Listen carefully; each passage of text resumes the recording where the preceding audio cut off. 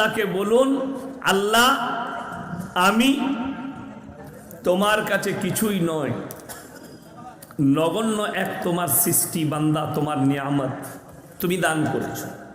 আমার কোনো যোগ্যতা নাই, না সম্পদের না মালের, কোনো কিছুর যোগ্যতা নেই। ইমানদারির সঙ্গে এরপরে আমি বক্তব্য শুরু করব।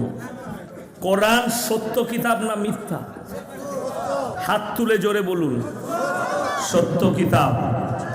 এটা যদি আপনারা সাক্ষী দিলেন, কেন আমি এই সাক্ষী নিলাম? আপনাদিকে বাঁশ দিতে আমার সুবিধা হবে। হ্যাঁ, সত্য বলা খুব সহজ, হাত তুলে সুবহানাল্লাহ বলা খুব সহজ। এতক্ষণ আমার বাবাজি ছিলেন কারি সাহেব, উনি আপনাদিকে জান্নাতে ঢোকালেন। আমাদের দেশে জান্নাত কিন্তু খুব সহজ, সহজ নয়, আপনারা জানেন না। এত সহজ বলে বুঝতে পারবো না।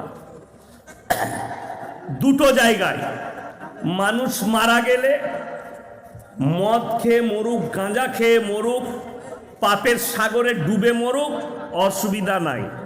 হুজুরকে ডাক, মিলাদ পড়া, জান্নাত রেডি। নাম্বার 2, গাঁজা খায়, সুদ খায়, লোকের মেরে নিয়ে বড় লোক।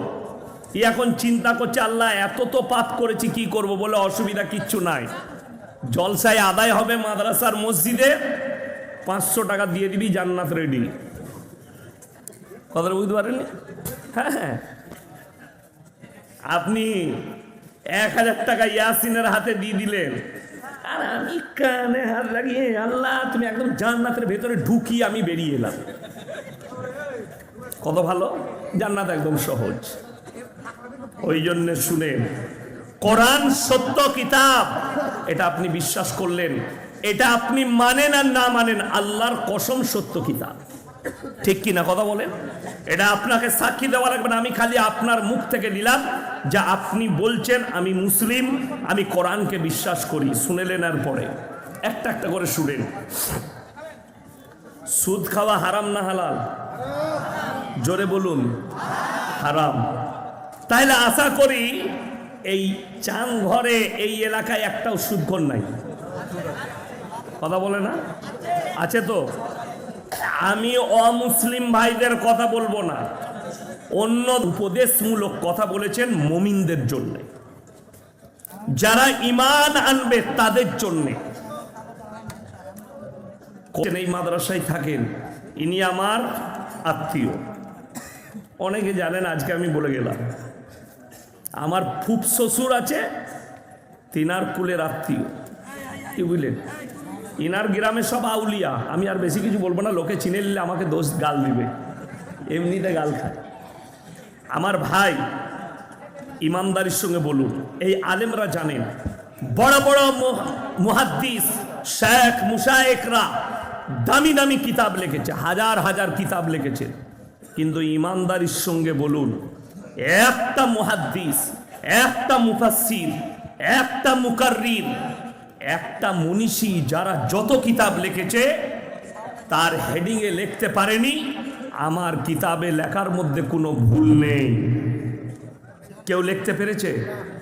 কারোর কিতাব থাকলে নিয়ে আসুন, যে স্যার তার হেডিংয়ে লিখেছে আমার লেখার মধ্যে কোনো ভুল নেই।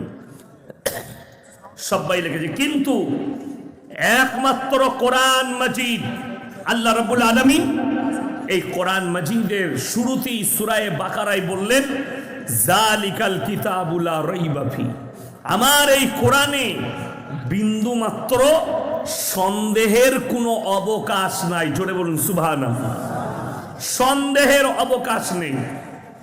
চলুন, সুদ হারাম আল্লাহ রাব্বুল আলামিন বলেছে, কোরআন স্পষ্ট করেছেন, ওয়াহাল্লাল্লাহুল বাইয়া ওয়া হাররামার রিবা, সুদ তোমাদের জন্য হারাম, ব্যবসাকে হালাল করেছি। ইমানদারির সঙ্গে বলুন, এরপরে যে মুসলমান সুদ খাবে এটা জানার পরে সে আল্লাহর সঙ্গে যুদ্ধ ঘোষণা করলো না? করলো না? করলো। সেই লোক সুদ খাচ্ছে, নিজেকে মুসলমান বলছে, অথচ সে জানে না সে নিজের মুখে বলছে আমি কোরআনকে বিশ্বাস করি, অথচ সে কোরআন বিরোধী কাজ করছে, মানে আল্লাহ বিরোধী কাজ, আল্লাহর হুকুমের বিরুদ্ধে কাজ। রাসূল আকরাম সাল্লাল্লাহু আলাইহি সাল্লাম হাদিস বর্ণনা করলেন, হে আমার সাহাবীরা শোনো, কেউ যদি 1 টাকা সুদ খায়, সর্বনিম্ন পাপ নিজের মায়ের সঙ্গে 36 বার জিনা করার সমান পাপ হবে। জোরে বলুন নাউজুবিল্লাহ। এই সুদের বয়ান করা ইমামদের জন্য খুব কঠিন। ইমাম সাহেব যদি জুম্মায় সুদের বয়ান করে দেয়, তারপর দিন চাকরি চলে যাবে। চ্যালেঞ্জ এটা। বহু মসজিদে গেছে, আমার কাছে প্রুফ আছে, অনেক মৌলবীর গেছে চাকরি। কি করে? সুদের বয়ান করতে গিয়ে। এই আমি যে করে যাচ্ছি, সকালবেলায় খালি চায়ের দোকানগুলো দেখে নিবে, সুদখোর মাল কটা গাল দিবে, ও বাজে বলবিবে, ওকে আবার দাও দেয়। হ্যাঁ, আমি জানি যে কারা গাল দিবে, কারা সুদখোর কটা। আচ্ছা বলুন তো, কোন সুদখোর যদি আমাকে গাল দেয়, সুদটা হালাল হবে? কেউ হালাল করতে পারবে? পৃথিবীর কোনো মৌলবীর বাপের ক্ষমতা নাই সুদকে হালাল করি। বড় কষ্টের বিষয় বলে দিই আপনাদেরকে, মদ হারাম না হালাল? নেশাগ্রস্ত জিনিস হারাম না হালাল? হারাম। বাস্তব কথা বলছি, এই গোটা নদিয়া ডিস্ট্রিক্টে আমি মুসলমান দেখিয়ে দেবো, মদও খায়, মদ বিক্রিও মুসলমান করছে। ঠিক বললাম না ভুল বললাম? যদি প্রমাণ নেন, 34 নম্বর হাই রোডে চাপেন, হাইওয়েতে, আমি আপনাকে প্রমাণ করব। অথচ আপনার ধর্মকে কতটা রেসপেক্ট করে এই মুর্শিদাবাদ জেলায় প্রমাণ পাবে। আপনি যদি হাই রোডে চাপেন, বহরমপুরের দিকে যান, মালদার দিকে, বহরমপুর বাইপাস পার করে পলসন্ডার মোড়, ওইটা পার করি, একটা ধাবা আছে, ধাবাটার নাম হচ্ছে পাপ্পুদা ধাবা। আমি মাঝে মাঝে নাস্তা করি, চা খাই। ওই ধাবায় 3টে বোর্ড লাগানো আছে, মারাত্মক বোর্ড। মদ পান করা নিষিদ্ধ ওই জায়গায়, হোটেলে। নাম্বার 2, মদ বিক্রি নিষিদ্ধ। নাম্বার 3, নো স্মোকিং, ধূমপান নিষিদ্ধ। যদি মিথ্যা বলি, বোর্ডটা গিয়ে দেখে নেবেন। এই হোটেলে লাগানো আছে। তারা পাঞ্জাবি, তারা জানে এখানে আমি যেখানে ব্যবসা করছি, এখানে 75% মুসলমান, আর মুসলমানদের জন্য নেশাগ্রস্ত জিনিস স্পর্শ করা হারাম, তাই তারা বিক্রি করে না।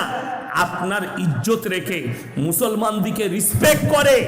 অথচ আমি এই হাই রোডে দেখিয়ে দেবো আপনাকে, পলাশী থেকে বহরমপুরের মধ্যে কতগুলো হারামখোর মুসলিম যুবক হোটেল করেছে, মদ খায়, হারামখোর হোটেলে মদ বিক্রিও করে। তাইলে তোমার থেকে বড় রসুলের দুশ্মন কে আছে? তোমার থেকে বড় আল্লাহর দুশ্মন কে আছে? এইটাই তো সমাজ বুঝে না। আপনারা বলুন, লটারির টিকিট কাটা হারাম না হালাল? কথা বলে না? হারাম।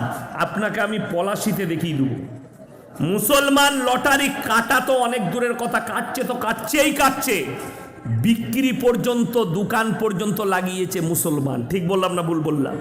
অথচ এই লোক জলসা হলে, মাদ্রাসা মসজিদের আদায় হচ্ছে, আমার 5000 টাকা কিসের বে? লটারি। কত জান্নাত নিবিলে। আমি বললে খারাপ বলবি, আমাকে দাওয়াত দিয়েন না, যদি সহ্য না করতে পারে অসুবিধা না। কিন্তু বড় কষ্টের বিষয় বলছি, তুমি হারাম টাকা দিচ্ছ, মাদ্রাসাওয়ালারা জানে না যে এটা হারাম টাকা, ইনাদের কাছে ওটা হালালি হবে। যেহেতু একটা মুমিন, একটা মুসলমানের উচিত সে যেন হালাল টাকা দেয় মাদ্রাসা মসজিদে, তার উচিত। আমি বক্তা ইয়াসিন এসছি, আমি যে খানা খাবো, আমাকে যে নাস্তা করাবে, এটা মাদ্রাসার সেক্রেটারি, মাদ্রাসার কর্তৃপক্ষের দায়ী যে ইয়াসিনকে, বক্তা দিকে হালাল খাবার খাওয়াবে। যেহেতু আমি কোনো অমুসলিমের ইনভাইটে আসিনি, আমি মুমিন ব্যক্তির ইনভাইটে এসেছি। কথাটা বুঝেছেন না বাজেননি? আপনি আমাকে দাওয়াত দিচ্ছেন, আপনি আমাকে খাওয়াতে পারবেন না। আসল কথা, কারণ কি মুসলমানের এই হালতের কারণ? আল্লামা ইকবাল লিখেছেন, ইস ঘর কো আগ লাগি ঘর কি চিরাগ সে। মুসলমান তোমরা নিজেদের ঘর নিজেরা আগুন ধরিয়েছ। ইমানদারির সঙ্গে বলুন, প্রত্যেকটা মুসলমান জানে মুসলমান নরনারীর জন্য দিনী শিক্ষা অর্জন করা কি বাবা ফরজ। আমি চ্যালেঞ্জ দিয়ে গেলাম, এটা কোন থানা? কালীগঞ্জ থানা। পুরো কালীগঞ্জ থানায় যদি সমীক্ষা করে এই মৌলবীরা 100টা মুসলিমের মধ্যে 80 জনের কাছে দিনী শিক্ষা নেয়। ঠিক বললাম না ভুল বললাম? আর চ্যালেঞ্জ দিলাম, যার কাছে দিনী শিক্ষা নাই তার দ্বারা হারাম হালালের বিচার করার ক্ষমতা নাই। মুসলমান কত ভালো জানেন? লরি চালায় মুর্শিদাবাদ নদিয়ার ছেলে, হাই রোডে যাচ্ছে, হোটেলে গাড়ি দাঁড় করালো, ঢুকিই বলছে ভাই 1 বোতল মদ দে, মদ খাওয়া হয়ে গেল। এরপর বলছে ভাই মুরগির মাংস আর রুটি নিয়ে আই তো। সে বেচারা যখন মুরগির মাংস আর রুটি এনেছে তখন বলছে বে মুরগিটা জবাই না কাটা, ওরা মার হারাম করকে জুতো করে। যে লোক মদ খেলো তার আর এটা জিজ্ঞেস করা লাগবে যে মুরগিটা জবাই না কাটা? যেমন মদ হারাম, কাটাটা হারাম। দোয়া কবুলিয়াতের জন্যে প্রথম শর্ত হচ্ছে আল্লাহর কাছে আপনি যে দোয়া করবেন সেই দোয়াটা কবুলিয়াতের শর্ত হচ্ছে হালাল খাবার। মুসলমান হারাম হালালের পার্থক্যটাই জানে না। এই জন্যে আজকে কে বলল আপনাকে আপনি অমুসলিমকে গালি দিচ্ছেন? তার থেকে বড় দুশ্মন আপনার ঘরে বসে আছে, তার থেকে ডেঞ্জার দুশ্মন আপনার ঘরে আপনি ভাত দিয়ে পেলে রেখেছে, তার থেকে বড় দুশ্মন। যদি বলেন কেমন? আপনার সন্তান 18 বছর হয়ে গেল, জীবনে কোনোদিন নামাজের লেগে তাকে মারধর করেননি, তাকে কোনোদিন ডাঁটেননি, 7 বছর বয়স থেকে নামাজের হুকুম দেননি, সে ছেলে বেনামাজি বাপের হোটেলে খাচ্ছে। তো তার থেকে বড় দুশ্মন কে পেলেছে? আপনি পেলেছেন দুশ্মন। আপনার ঘরে আপনার মেয়ে কলেজ ইউনিভার্সিটিতে পড়ে, স্কুলে পড়ে, বালিগ হয়ে 17-18 বছর বয়স হয়ে গেল, জীবনে নামাজ পড়ে না। আপনি বলছেন আমার ফ্যামিলি হচ্ছে মুমিন ফ্যামিলি। তুমি আল্লাহর কাছে হিসেব করবে। আর রাসূল সাল্লাল্লাহু আলাইহি সাল্লাম বলেছেন যার নামাজ নাই তার মধ্যে ইসলাম নেই। আজকে মুসলমানের কাছে কি করে লটারি হালাল হলো? কে অনুমতি দিল? কোন মৌলবি বলেছে আপনাকে? কোন হুজুর বলেছে লটারি হালাল? আজকে মুসলমানের হালত জানে? এ হারামখোররা লটারি কাটে তো কাটেই, মসজিদে নামাজ পড়তে গিয়ে জুম্মার দিনে দোয়া করে আল্লাহ যেন 1 কোটিটা লেগে যায়। ঠিক বললাম না ভুল বললাম? আরে মোবাইলে পাবেন, বাংলাদেশের এক চাচা দোয়া করছে, আল্লাহ গো 1 ঘর কেটেছি, আল্লাহ যদি 1 কোটি লেগে যায় আর জীবনে মসজিদ থেকে বেরোবো না। এই হারাম দোয়া কখনো আল্লাহর কাছে করা যায়? কিন্তু মুসলমান করে। আমার এলাকায় কি বুঝলেন, কদিন আমাকে খুব গাল দিয়েছে এটা বলাতে। আমার এলাকা, আমি নাম করব না, গ্রামে এই তো মোবাইল চলছে, ওরা শুনতে পাবে, সবাই শুনে। তো নামাজে দাঁড়িয়েছে এরকম লুঙ্গি পরে, ও বেচারা আসরের নামাজে ঢুকেছে, ঢুকার আগে কিন্তু 4 ঘর লটারি কেটেছে, কোঁচড়ে রেখেছে। নামাজে একদম ফার্স্ট কাতারের মাল। নামাজে দাঁড়িয়ে এবার সিজদা করতে গিয়ে, টানাটানি করতে গিয়ে মালটা পড়ে গেছে। পেছনে যে মালটা ছিল তার, সে হারামখোর ওই লটারিওয়ালায়, সে সিজদায় গিয়ে দেখেছে আল্লাহ এত বরকত, ধরে মালটাকে ভরে নিয়েছে। বাস বাইরে গিয়ে মগরবের পরে মিলুচ্ছে, মাল পড়ে গেছে 10,000। তখন খুঁজে বেড়াচ্ছে আমার মালটা গেল কোথায়। মগরবের পরে খোঁজ নিয়েছি, আসরের নামাজে আমার পেছনে কে দাঁড়িয়েছিল, বললে অমুক। তো জানে যে ও মালটাও লটারিওয়ালা। তাকে গিয়ে ধরে যাবে, আমার লটারি টিকিটটা বার কর, তুই পেছনে ছিলি, মসজিদে পড়ে গেছে। দুজনের মধ্যে দ্বন্দ্ব, বেরিয়ে গেল, টাকাটাই ক্যাশ করেছে। সবাই মুসল্লিরা জেনে গেল 2টো মালই লটারিওয়ালা। এটা আমি বানানো গল্প বলি নাই, এই স্টেজে বসে বলছি, আল্লাহর কসম করে বলছি, এটা সত্য ঘটনা। কেউ যদি মনে করেন এটা বানিয়ে বলছে, না, এটা সত্য ঘটনা বলছি আমি। সেই ইমাম সাক্ষী আছে, সেই মসজিদের মুক্তাদিরা সাক্ষী আছে। এইটাই হচ্ছে দুঃখ। হাইরে নামাজ পড়ছে, প্রশ্নগুলো এইখানে জমা রাখেন, লাস্টে দেখবেন, লাস্টে বীজ মারবো এগুলো। এখন যেটা করছি সেটা করতে দেন, ঝামেলা করবেন না। আমার ভাই, বড় দুঃখের সঙ্গে বলছি যে মুসলমানের কাছে মদ কি করে হালাল হয়ে গেল, মুসলমানের কাছে লটারি কি করে হঠাৎ হালাল হয়ে গেল। লটারি হারাম যদি বলেন এর দলিল দেন, বলেন এর দলিল দেন। সকলে বলুন, ভাগ্যের মালিক যদি আল্লাহ হয়, আজকে আমাদের মুসলমান ভাগ্যের মালিক কাগজকে মনে করেছে, ভাগ্যের মালিক জ্যোতিষীকে মনে পড়ে। লাগানো দাড়ি লাগানো 100টা হুজুর হারামখোর মোবাইলে অ্যাড দিচ্ছে ফেসবুকে, 100টা। কারা? তাবিজওয়ালারা। ছেলে হচ্ছে না, মায়েদের দুর্বলতা, 5 বছর ছেলে হয় নাই, নামাজও পড়বে না, আল্লাহর কাছে কাঁদবে না ছেলের লেগে, কিন্তু ওরা খালি সুযোগ খুঁজবে, সালা বিনা পয়সায় ছেলে কি করে হয়ে যায়। আমাদের দেশে স্বামীর পাশে না শুয়েও ছেলে হয়। খ্যাপা নিকি আরে জানো না কেন? হুজুর বলছে বাবা, যাদের বাচ্চা হয় না, যাদের ছেলে হয় না, চিন্তা করো না বাবা, পাথর চাবড়িতে মা তুমি 3 দিন গিয়ে শুয়ে ছেলে হয়ে যাবে, যা বুঝো করগা। সালা মাজারে শুলে 3 দিন ছেলে হয়, এরা বলছে। আর মেয়েরা খুঁড়ি খুঁড়ি গিয়েও 3 দিন শুয়ে আছে। খেপি, স্বামীর পাশে শুলে তবে ছেলে হয়। সমাজটা শেষ করলো এক শ্রেণীর ভণ্ড হুজুর, কম শেষ হয়ে গেল এদের কারণে। বলছে আমার তাবিজে বেটা ছেলে হয়, আপনাকে নদিয়া মুর্শিদাবাদে দেখিয়ে দেবো, খোঁজ নিয়ে দেখুন সে হারামখোরের একটা বেটা নাই। আমাদের তাবিজে বেটা হলে পঞ্চায়েতগুলো আমাদের দখলে হতো। কথাটা বুঝতে পারেননি? ইসলামে কটা বিয়ে করা যায়? 4টা বিয়ে করতাম, বছরে 1টা করে বেটা। মার তাবিজ আর 1টা করে বেটা, বছরে 4টা করে, 4 10 কত? 40টা। আমার কাছে যদি 40টা লাঠি থাকে, কেউ বাপের বেটা আর পঞ্চায়েত কাটতে পারবে আমার কাছ থেকে? কথাটা বুঝতে পারেননি? কিন্তু কে কাকে বুঝাবে যে তাবিজে যদি বেটা হতো তাহলে হুজুরের কি করে 2টো মেয়ে হলো রে? আমাদের মৌলবীদের অবাক হবেন, বিশ্বাস। হাত দেখছে 50,000 বেতন পায়, পলাশিতে বসে এক হারামখোরকে হাত দেখাচ্ছে, বলে এটা কি? ওরে বাবরে, তোমার ভাগ্য খারাপ যাচ্ছে, তোমার এই দিকের রাশি গোলমাল, তোমার ভাগ্য গোলমাল, বউ তোমাকে ভালোবাসে না। এই দেখলে শালা রোজই ঝগড়া করে, ঠিকই বলছে। কথাটা বুঝতে পারেননি? এমনি তো এখনকার বউরা যা বটে আমরা জানি। আমার ভাই, বড় কষ্টের সঙ্গে দুঃখের সঙ্গে বলছি, তুমি কার ওপরে বিশ্বাসী হয়েছ? আল্লাহ ছাড়া ভাগ্য কেউ বলে দিতে পারে? অথচ খোঁজলেন আমাদের দেশের লোক কত মূর্খ।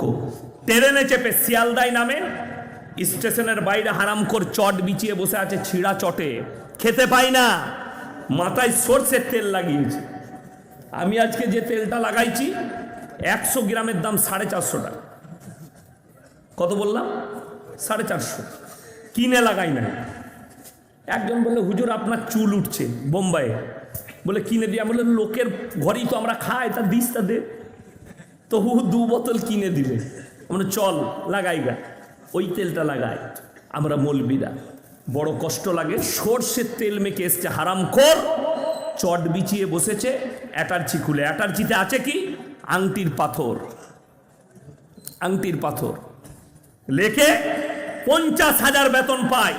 অফিসে গিয়ে বলে এই চা নিয়ে আয়, আনছি স্যার। তার এতটা পাওয়ার, অফিসে গিয়ে কর্মচারী আছে চা বোয়ানো, খাবার বোয়ানো, খাতা বোয়ানো, সে পায়ে পা লাগিয়ে চেয়ারে বসে চাকরি করে। অথচ তাকে হাত দেখিয়েছে, যদি একটা পাথর খালি বিক্রি হয় তবে হারামখোর কি খেতে পাবে? কি? 3টে পরোটা, আনলিমিটেড তরকারি, একটা সিদ্ধ ডিম, একটা কাঁচা পেঁয়াজ আর কাঁচা লঙ্কা, 30 টাকা। ওইটা খেতে পাবে। আর যে অফিসে কাজ করছে সে কি খেতে পাবে? গাওয়া ঘিয়ের পরোটা, কাবাব, শাম্মি কাবাব, পোলাও নিয়ে এসো, অর্ডার করবে। কিন্তু দুঃখের বিষয়, কেউ বলে না কোনোদিন তুই যে আমাকে ভাগ্যের পাথরটা দিচ্ছিস, ওইটা তোর গলায় রাখ, কাল থেকে মমতা খালার পাশে থাকবি, তুই হারাম কর চট এখানে বসে। যার কাছে যেমন আমাদিকে এসে বলে দিনে 10,000 রোজগার করে, মাসে কত হলো? কথা বলে না? মাসে কত? 3 লাখ। ইমামের বেতন কত? 5,000। কিন্তু এসে বলছে 3 দিন ভালো বিক্রি বাটা হয় নাই। হুজুর খুব গোলমাল চলছে ব্যবসা, কি করতে হবে? বরকতের তাবিজ দেন। ভাই হুজুরের তাবিজে তোর ব্যবসায় বরকত হলে হুজুর কেন 5,000 বেতন পাবে? আগে তো আমরা বরকতটা লুবো। বর্ধমান জেলায় রাইস মিল গেল তো আমার ঘরের কাছে, সব থেকে পশ্চিম বাংলার বড় রাইস মিল আমার বাড়ির কাছে, ভদ্রেশ্বর রাইস মিল, লাল বাবা গোল্ড, যার 1 নম্বর চাল ব্র্যান্ড, পশ্চিম বাংলার মধ্যে নাম্বার 1 ব্র্যান্ড হচ্ছে লাল বাবা গোল্ড, আমার ঘরের কাছে। ওই রাইস মিলগুলো তো আমাদের বাপ বেটার হতো, তাবিজ মেরে টেনে নিতাম। আচ্ছা এরকম বুকা লোক পৃথিবীতে আছে? লোককে বড় লোক করবে, নিজে গরিব থাকবে? আছে কেউ? না। তাবিজে যদি বরকত হবে তো তোরা কেন বড় লোক হবে? আমাদের যুবক যুবতীরা জানে না, এরা যে কেন স্কুলে আর কলেজে পড়ালেখা করছে আমরা ভাবি না। আপনি ভেবে দেখুন, আমাদের মৌলবীদের ট্যালেন্ট আছে না? না, মাদ্রাসায় পড়েছি আমরা, মৌলবী হয়েছি, হাফেজ হয়েছি, কারি হয়েছি, কিন্তু একটা ছেলে বলছে আমরা শিক্ষিত, এরা মাদ্রাসা ছাপ। মাদ্রাসা ছাপের লাভটা জানিস কি? লাভ শুনেলেন, 6 মাস প্রেম করেছে, ফোন সুইচ অফ। কে? রানু আর ফোন তুলে না। তখন হুজুরের কাছে গিয়ে বলছে না, হুজুর কি হলো? 6 মাস এত মহব্বত করি, ফোন আর তুলছে না, সুইচ অফ। হুজুর তাবিজ করে ফোন খুলে দেবে? হুজুরের তাবিজে ফোন খুলে যাবে? আচ্ছা এরকম পাওয়ারফুল তাবিজ কারো কাছে আছে? ফোন খুল। আমাদের তাবিজে যদি সুইচ অফ ফোনের খুলে যেত, সব থেকে প্রথমে মোবাইলের টাওয়ারগুলো উড়িয়ে দিত। তোরা যা পাপ করছিস, আর তোদের মোবাইলগুলো সব বাষ্ট করে দিন তাবিজ মেরে। কে কাকে বুঝাবে? বলছে কত লাগবে?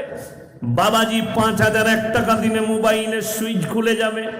কতদিন লাগবে? 1 সপ্তাহ লাগবে। 1 সপ্তাহে 5,001 টাকায় মোবাইলের সুইচ খুলে যাবে। বললে বাবা এর থেকে ভালো লাইন যদি থাকে আপনি আমাকে কত টাকা লাগবে বলুন, মেয়েটা এনে দিতে হবে। বললে বাপ আমার 20,001 টাকা। এদিকে কে বুঝাবে? মূর্খ, কলেজে পড়ে।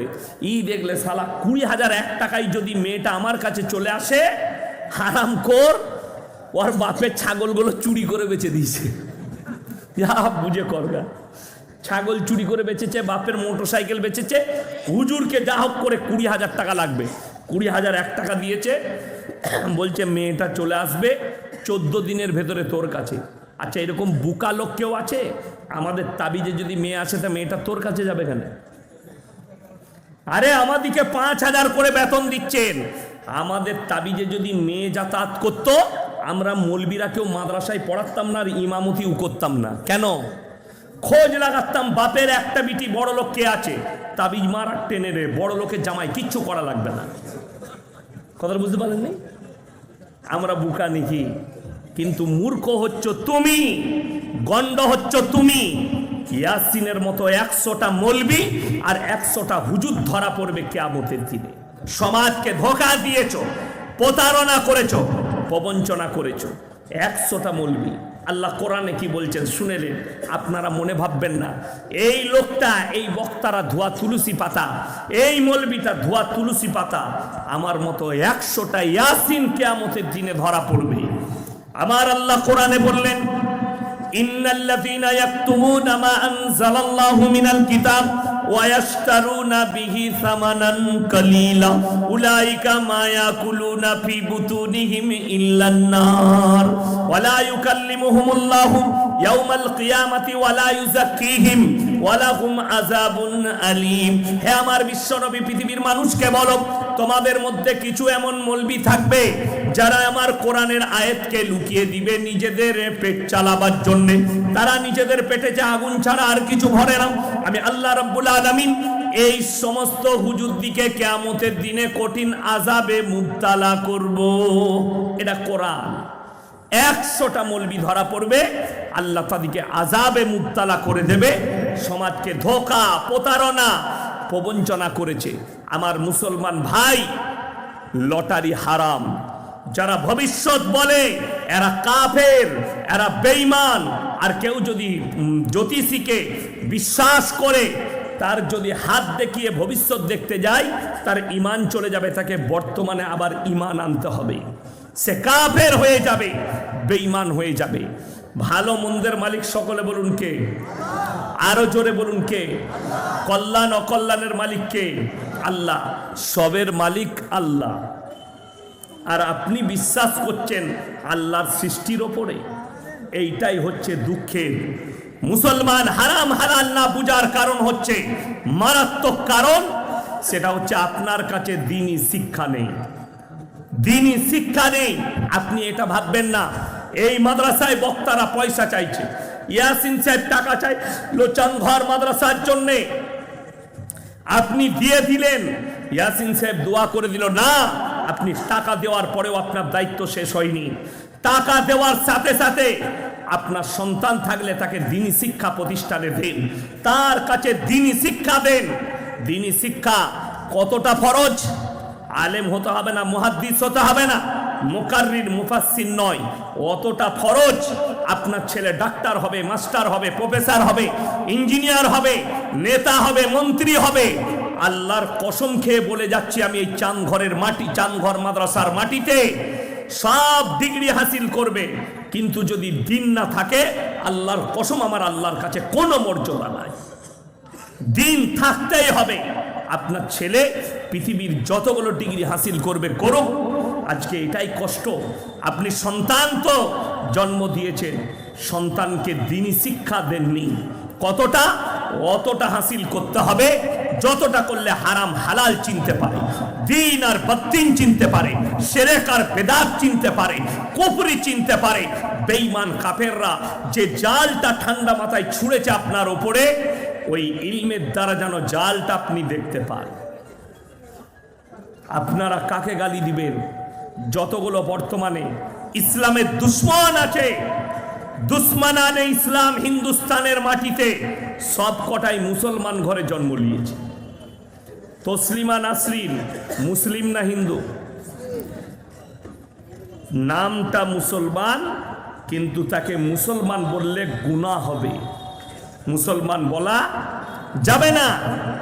তসলিমা নাসরিন, জাস্টিস ইনায়েতুল্লাহ মুসলমান ঘরে জন্ম নিয়েছে, কিন্তু এরা মুসলমান নয়, এরা বেঈমান কাফের, ইসলামের বড় দুশ্মন। কলকাতার বাগুইয়াটিতে বসে আছে একটা মেয়ে, তার নাম হচ্ছে নাজিয়া ইলাই খান। প্রতিনিয়ত গালি দিচ্ছে কাদিকে? দাড়িওয়ালা, টুপিওয়ালা, নামাজি, বহুত জনকে গালি। বড় কষ্ট লাগে। এই মুর্শিদাবাদের এক হারামখোর নেতা, সে বলেছে মাদ্রাসায় জঙ্গি তৈরি হয়। তাকে আমি বলেছি দামি কথা বলেছ। সুতি রেল লাইনের ওপরে যে দুজন দাসদের ছেলে বোম রাখতে গিয়েছিল, ওরা কোন মাদ্রাসার ছাত্র? তোমার মতো হারামখোর নেতাকে জিজ্ঞেস করলাম, বাপের বেটা হলে মিডিয়ার সামনে এসে বলো, যদি হিম্মত থাকে। অথচ ওই হারামখোর নেতা এক সময়, আজ থেকে 3 বছর আগে, বেলডাঙ্গার পাশে একটা মাদ্রাসার জলসায় স্টেজে এসে হারামখোর নমস্কার করে বললে ইসলাম শান্তির ধর্ম, আবার কোরআনের তাফসীরও করলে। আমি নাম লুবো না, তাকে সবাই চিনে যাবে, ওই জন্য নাম লুবো না। তার মুর্শিদাবাদের নেতা বললে মাদ্রাসাগুলো জঙ্গি তৈরি হয়। দামি কথা বলেছে। বেলডাঙ্গায় আল্লাহকে গালি দিয়ে যে নাম লেখা বোর্ডটা দিয়েছিল, তার নাম হচ্ছে সায়ন হালদার। ওটা কোন মাদ্রাসার ছাত্র? তোমার মতো হারামখোর নেতাকে আমি জিজ্ঞেস করছি, চ্যালেঞ্জ দিলাম। যারা মাদ্রাসার প্রতি ঘৃণা আনেন, আলেম উলামা দাড়ি টুপির প্রতি যাদের ঘৃণা আছে, তাদেরকে আজকে এত দলিল দিয়ে ঢেকে দিয়ে যাব, তুমি রাস্তা খুঁজে পাবে না। ইমানদারির সঙ্গে বলুন, একটা এটিএম ডাকাতি করতে গেলে মৌলবি হওয়া লাগে না ইঞ্জিনিয়ার হওয়া লাগে? কথা বলে না এরা? ইঞ্জিনিয়ার হতে হয়। ইঞ্জিনিয়ার চাঁদঘর মাদ্রাসায় হয়? কথা বলে না? কোথায় হয়? কলেজে। এই সায়ন হালদার কোথায় পড়াশোনা করে? কল্যাণী বিশ্ববিদ্যালয়ের ছাত্র। তাইলে জঙ্গি তৈরি কারখানা মাদ্রাসা নয়, কলেজ ইউনিভার্সিটিগুলো। ইঞ্জিনিয়ার হতে হয় একটা এটিএম ডাকাতি করতে গেলে। মূর্খরা ডাকাতি করলে, আমাদের মতো মৌলবীরা ডাকাতি করতে গেলে আমাদেরকে কি করতে হবে? সেদিনে কি ঘটনা ঘটেছে জানেন? আমাদের রাজ্যেই কোন জায়গায় হবে, পুলিশ ধরেছে 4টা মূর্খ ছেলে, তারা দেখছে শালা এটিএমে এত টাকা থাকে, এটিএমটা চুরি করতে গিয়ে সেই আপডেট করা মেশিনটা নিয়ে পালিয়ে এসছে। কি বললাম? আপডেট করা মেশিন, সেটাই টাকা থাকে। তারা ভেঙে দেখছে ভেতরে কিচ্ছু নাই টাকা পয়সা, তারা কুড়ুলে করে চুটিয়ে ভেঙেছে সাবলে করে। তো আমরা মৌলবীরা চুরি করতে গেলে আমাদের হালে এরকম হবে। অথচ এটা চুরি করতে গেলে, ডাকাতি করতে গেলে কম্পিউটার ইঞ্জিনিয়ার হতে হবে, সফটওয়্যার ইঞ্জিনিয়ার হতে হবে। বড় কষ্টের বিষয়। তারপরেও বলছে মাদ্রাসায় সন্ত্রাসবাদ তৈরি হয়। দলিল দিই, এই চামঘর মাদ্রাসা নয়, কালীগঞ্জ থানায় যতগুলো মাদ্রাসা আছে, কোন বাপের বেটা মিডিয়াওয়ালা আমাদের দেশে, আমি বললাম না ইসলামের দুশ্মন ইসলামের ঘরে আছে। একটা ছেলের নাম শফিকুল, ইউটিউবার একটা, তার টিভিটার নাম হচ্ছে আরামবাগ টিভি। এই হারামখোর আমার লেগে বলেছে এটা জঙ্গি মনোভাব, আমার লেগে বলেছে একে অ্যারেস্ট করা দরকার। তোর কোন বাপ আছে আমাকে অ্যারেস্ট করতে বল, তারপরে দেখব। আমার লেগে প্রুফ আনতে বল। আর সব থেকে বড়, মিডিয়ার মধ্যে পশ্চিম বাংলায় যদি দাঙ্গা লাগানোর কাজ করছে এই হারামখোর শফিকুল করছে। মুসলমানের একে যে মুসলমান ভাববে তার ঈমান চলে যাবে। আমি ইয়াসিন ফতোয়া দিলাম, আমার এই ফতোয়া পশ্চিম বাংলার কোনো বাপের বেটা মৌলবি কেটে দিলে আমি আর জীবনে বক্তব্য রাখবো না। আমি 10 মিনিট সময় নেব। এই হারামখোর আর নাজিয়া ইলাই খান এদিকে আমার সাথে বসতে বলুন, আমার 100টা মিডিয়া থাকবে, তোদের যতগুলো দালাল মিডিয়া আছে নিয়ে আসবি, আর লাইভ চলবে, গোটা পৃথিবীর লোক দেখবে। 10 মিনিটের মধ্যে আমি প্রুফ করি দেবো এই দুটো হারামখোরই মুসলমান নয়। চ্যালেঞ্জ এটা। এই হারামখোর বলছে ইয়াসিন সাহেবকে অ্যারেস্ট করা দরকার, জঙ্গি মনোভাব ইয়াসিন সাহেবের। সেই দিনে দেখছি আবার একটা গুটকাখোরের সাক্ষাৎকার নিয়েছে। গুটকাখোর জিলাপি হুজুর, কি বুঝলেন, তার সাক্ষাৎকার নিয়েছে। তো ওই রকমই জিলাপি হুজুররাই তো রাম মন্দির উদ্বোধনে গিয়েছিল। চ্যালেঞ্জ, উত্তরপ্রদেশে একটা জিলাপি হুজুর গুটকাখোর, সে গিয়েছিল রাম মন্দির উদ্বোধনে। সে বলছে হাম দেশ সে মোহাব্বত করতে হ্যাঁ। ওটা দেশের কাজ? কে বলল তোমাকে? ওই মৌলবি কাফের, সঙ্গে সঙ্গে কাফের হয়ে গেছে, ওকে কালমা পড়ে মুসলমান হতে হবে। বড় কষ্ট লাগে। এই হারামখোর শফিকুল আমার লেগে বলছে জঙ্গি। শুনেলেন, আমি বলিনি, নিউজ 18 বাংলা, যাদের কাছে গুগল আছে, ইউটিউব আর ফেসবুক আছে, খুলে দেখুন। এই মাদ্রাসার কথা বলছে, চাঁদঘর মাদ্রাসায় বসে বলছি। এই মাদ্রাসার বাথরুমে আমি 2 বার গেলাম। আপনারা যারা এসছেন লাইন দিয়ে বহু মানুষ বাথরুম করেছেন, ঠিক কিনা কথা বলেন? আচ্ছা, কেউ ইমানদারির সঙ্গে বলবেন একটা সিগারেটের প্যাকেট আছে পড়ে? কথা বলে না? নাই। মদের বোতল আছে, স্যাক্সের ট্যাবলেটের পাতা আছে, নিরোদের প্যাকেট আছে? নাই। আমি চ্যালেঞ্জ দিলাম, কালিয়াগঞ্জ থানায় যতগুলো মাদ্রাসা আছে, কোন বাপের বেটা যদি শিক্ষিত লোক বার করতে পারে, আমি ইয়াসিন আর জীবনে বক্তব্য দেবো না। চ্যালেঞ্জ দিয়ে বললাম, খুলেন নিউজ 18 বাংলা, খুলেন এবিপি আনন্দ, খিলেন রিপাবলিকের একটা পাগলা বেরিয়েছে, তার নাম হচ্ছে কুকুর রঞ্জন। ময়ূক লয়, ওর নাম হচ্ছে কুকুর রঞ্জন রেখেছি আমি। 4 চোখো, কি বুঝলেন?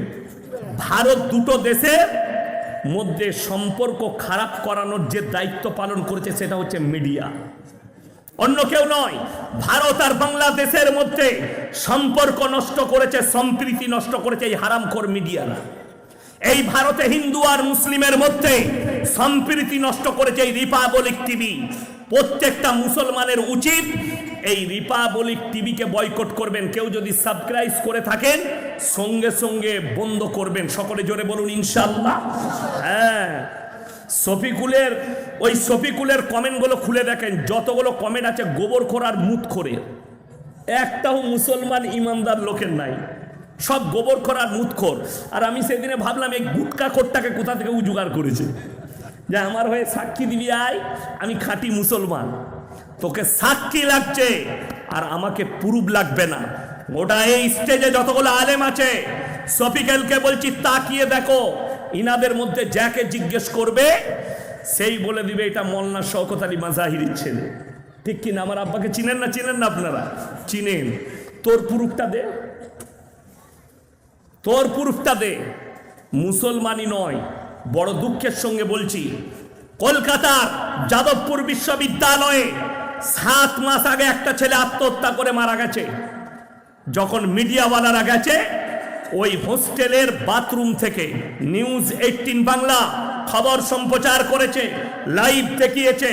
এই দেখেন, সেখানকার বাথরুমে মদের বোতল, সেখানকার বাথরুমে সেক্সের ট্যাবলেটের পাতা, সেখানকার বাথরুমে নিরোদের প্যাকেট, সেখানকার বাথরুমে গুটকার প্যাকেট। এমনকি প্রতিবেশী যারা আছে অমুসলিম মা বোন, তারা সাক্ষী দিয়েছে যে আমাদের মেয়েদের বিবাহ হলে ওই কলেজের স্টুডেন্টরা ছাদ থেকে বলতো, দিদি আমরা থাকতে আবার অন্য ছেলে খুঁজছেন, এইভাবে টন কাটতো। এই চাঁদঘর মাদ্রাসার আশেপাশে যারা বাস করেন, একটা ইমানদার লোক আপনি ইমানদারির সঙ্গে এখানে দাঁড়িয়ে বলুন, আপনাকে কেউ হাত লাগাবে না যে এই মাদ্রাসার ছেলে গিয়ে আপনার মেয়েকে কি ধর্ষণ করেছে। আপনার মেয়ে বিয়ে লাগলে এই মৌলবীরা গিয়ে টন কাটে, তালবিলিমরা গিয়ে টন কাটে, একটা প্রমাণ দিতে পারবেন না। আরে মানুষ যদি তৈরি করার কারখানা হয়, এই মাদ্রাসাগুলো, জোরে বলুন সুবহানাল্লাহ, যেটা স্কুলে হবে না, যেটা কলেজে হবে না, যেটা ইউনিভার্সিটিতে হবে না, আমাদের হাতে তুলে দেন।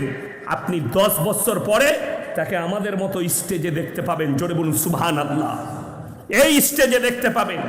আমরা স্কুলে যাইনি, শফিকুল খালি মনে মনে করছে এই মৌলবি কটা স্কুলে যায়নি। তো একবার আমার সাথে বস, তবে বুঝতে পারবি আমি কোন কোন স্কুলে পড়েছি। তো একবার বসে দেখ আমার সাথে, এদের বাপের হিম্মত নাই আমার সাথে বসি। এই দালাল মিডিয়ারা ভারতের সম্প্রীতিকে নষ্ট করছে, বড় কষ্ট লাগে। 1000-এর বেশি, আমার 1 লাখের বেশি জলসা ছুটছে, আমি 1000-এর বেশি ইনভাইট করেছি। কাকে? कुत्ता मीडिया दिखे। अगर हिम्मत है तो हमारे जैसे बाप के बेटे मौलवी के साथ बैठकर देखो, छट्टे के दूत याद दिला देंगे। रूबी का लियाकत जैसी कुत्ती, अंजना अमकशब और क्या क्या फुलाने नाम है, मैं उनका नाम लेना भी नहीं चाहता। तुम्हारा अगर दम है तो हमारे साथ बैठ के देखो। तुम हमको जेल भेज सकती हो, हमारे नाम में केस कर सकती हो, इसके अलावा तुम्हारे पास कोई चारा नहीं है, हमारा जवाब तुम नहीं दे सकती। ये रूबी का लियाकत के जो मुसलमान भाबे बोलचे मैं मुसलमान हूँ, लेकिन मैं सिंदूर भी लगाती हूँ, मैं पूजा पाठ भी करती हूँ। कौन बोला तू मुसलमान है? प्रूफ लेना है तो मौलवियों से ले ले। सुने रेखे देन, केउ যদি বুক চাপড়িয়ে বলে আমি মুসলমান, তুমি মুসলমান হতে পারো না। তোমার আকীদা পরীক্ষা করবে একজন মৌলবি, একজন ইমাম, তোমার দ্বারা হবে না। তোমার পরিচয়, তোমার নামাজ, তোমার আমল, তোমার চলাফেরা, তোমার উঠা বসা, তুমি মদের আর গাঁজায় ডুবে থাকবে আর তুমি বলবে আমরা মৌলবি। আমি কেন বললাম যে গুটকাখোরটাকে সাক্ষী করেছে? এই ঝাড়খণ্ডের একটা গুটকাখোর আছে, তার নাম হচ্ছে জাহাঙ্গীর, প্রতিনিয়ত গাল দেয় আমাকে। এ হারামখোর বলেছে সুদের টাকা, ব্যাংকের যে সুদ দেয় ওই টাকা খাওয়া যাবে, ওর কাছে হালাল। যাদের সুদ বেরুবে ব্যাংকের টাকা, ও হারামখোরকে পাঠাবেন। ওটা হচ্ছে সুদখোর মৌলবি। ওই সুদ খেয়েই মৌলবি হয়েছে। ওদের মাদ্রাসাগুলো সুদের টাকাই চলে। গুটকাখোর, সিন্নিখোর। আর আপনাদের মুর্শিদাবাদে একটা আছে জাদুঘর, কিরকম টুপি পরে, গুটকা খেয়ে দাঁতগুলো কালো করে দিয়েছে, খৈনি আর গুটকা। অবাক হবেন, আমি মালদা জেলায় চাঁচল এরিয়ায় জলসাই যাচ্ছি। এই মাসের কথা বলছি, এই আগের মাসের, এটা জানুয়ারি, এর আগে কোনটা গেল ডিসেম্বর। তো আমার বাড়ির জন্যে ফ্যামিলি আমাকে ফোন করলো, আমার স্ত্রী, মিক্সচার মেশিনটা নষ্ট হয়ে গেছে। আমি বললাম অনেক দিন হয়েছে, চলো নতুন কিনে নিই। তো এক জায়গায় ঢুকলাম, হলো না। তো সেখানে ঢুকে আমি চা খাচ্ছি এক জায়গায়। একজন বললে হুজুর চা খান, দাও। আমি আর আমার ড্রাইভার চা খেলাম। চায়ের পরে সেই চায়ের দোকানের লোকটা কি বলছে জানে, হুজুর একটা সিগারেট দেবো। আমি সিগারেট কি দিবি আমাকে? আমি অবাক। আমি বললাম না ভাই খায় না। বলছে আমাদের মৌলী সাহেব তো খায়। আমি বললাম হ্যাঁ সে খাবে। তখন আমি বুঝতে পারলাম ও হচ্ছে জিলাপি হুজুর আর গুটকা খোর, ও তো সিগারেট খোর। ওদের কাছে সিগারেট ফিগারেট গুটকা সব চলবে, ওদের দাঁতগুলো এরকম। এই হারামখোর মুর্শিদাবাদে, ওর নাম হচ্ছে জুবের, ফতুয়া দিচ্ছে দেওবন্দিরা আহলে হাদিসরা মুরগি জবাই করলে সেটা খাওয়া যাবে না, হারাম। ফতুয়া দিচ্ছে এদের ঘরে বিটির বিয়ে দিলে বিবির তালাক পড়ে যাবে। আমি দেখলাম যখন আমাদের ঘরে বিটির বিয়ে দিলে বিবির তালাক পড়বে, তাহলে মালটার খোঁজ নিতে হবে এর ঘরের হাল কি। আমি ভগবান গুলাই জলসা করতে গিয়ে খোঁজ নিলাম, খোঁজ নিয়ে দেখলাম ওর বিটি পালিয়ে গিয়ে দেওবন্দি ঘরে বিয়ে করেছে। আমরা তাহলে তো ওর বউটাই তালাক হয়ে আছে। কথাটা বুঝতে পারেনি? ফতুয়া দেওয়া সহজ, আমল করা বড় কঠিন। এদের সঙ্গে মুলাকাত করলে বিবির তালাক হয়ে যাবে। আর আল্লাহর কসম স্টেজে বলছি, মালদা জেলার কালিয়াচকে রাত 2টোয় দাঁড়িয়েছি, একজন 3তলা টুপি পরে হুজুর এলো বাইক নিয়ে, এসেই বলছে হুজুর একটা সেলফি তুলবো। আমি তুলো, সবাই তুলছে, তুমি কেন বাদ থাকবে? তো আমি ফল কিনছিলাম, সেলফি তুললো, আমার সঙ্গে মুলাকাত করলো, দিয়ে আমাকে বলছে হুজুর কিছু খাবেন? আমি বললাম না, আমি খেয়েই এসছি আর বাড়ির জন্য ফল কিনছি। আমি তাকে বললাম ভাই একটা কথা বলবো? বলে বলুন। আমি বললাম তোমাদের মুফতি জুবের গুটকাখোর জিলাপি হুজুর ফতোয়া দিয়েছে যে এদের সঙ্গে মোলাকাত করলে বিবির তালাক পড়ে যাবে, তা আপনার কি হবে? বলছে ও তো হারামখোর মৌলবি। এমন এটা স্টেজে আপনি বলতে পারবেন? বড় দুঃখের বিষয়, ফতোয়া তারা দেয় কমের জন্যে, অথচ আমল করে না। আমি আপনাকে বললাম না, এক শ্রেণীর আলেম কিয়ামতের দিনে মারাত্মক পাকড়াও হবে।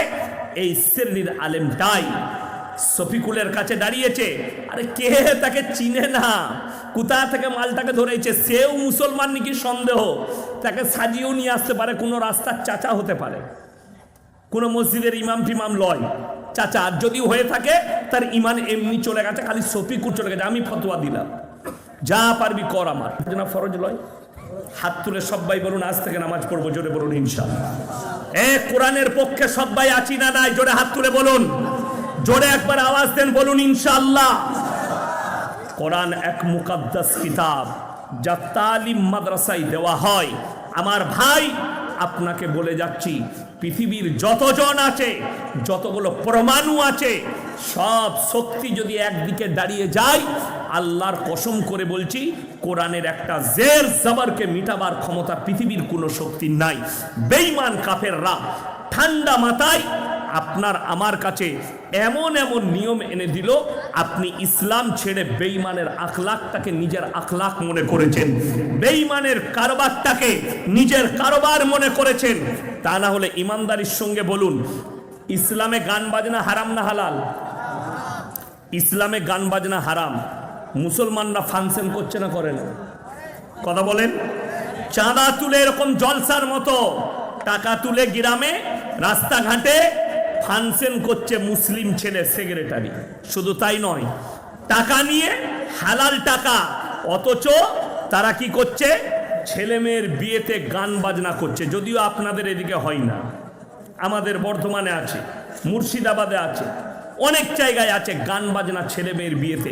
কত বড় হারাম কাজ! আল্লাহ তাআলা মাফ করুক এই কওমকে। এটা বেঈমান কাফেরদের ঠান্ডা মাথায় একটা বড় সাজিশ, আর তারা কামিয়াবি লাভ করেছে। আজকে আপনার সম্পর্ক উলামাদের সাথে নেই, আলেমদের সাথে নেই, আপনি সম্পর্ক ছিন্ন করেছেন আলেমদের সঙ্গে, আপনার সম্পর্ক ছিন্ন কোরআনের সঙ্গে, আপনার সম্পর্ক ছিন্ন রাসূল সাল্লাল্লাহু আলাইহি সাল্লামের আখলাকের সঙ্গে, হাদিসের সঙ্গে আপনার সম্পর্ক ছিন্ন। আজকে অবাক হবেন, আজকে সমাজে আপনি মনে করেছেন যে আমি ইনকাম করি তবে খাই। আল্লাহর কসম করে বলে যাচ্ছি, রুজির মালিক আল্লাহ। এইটা বিশ্বাস করতে হবে আপনাকে।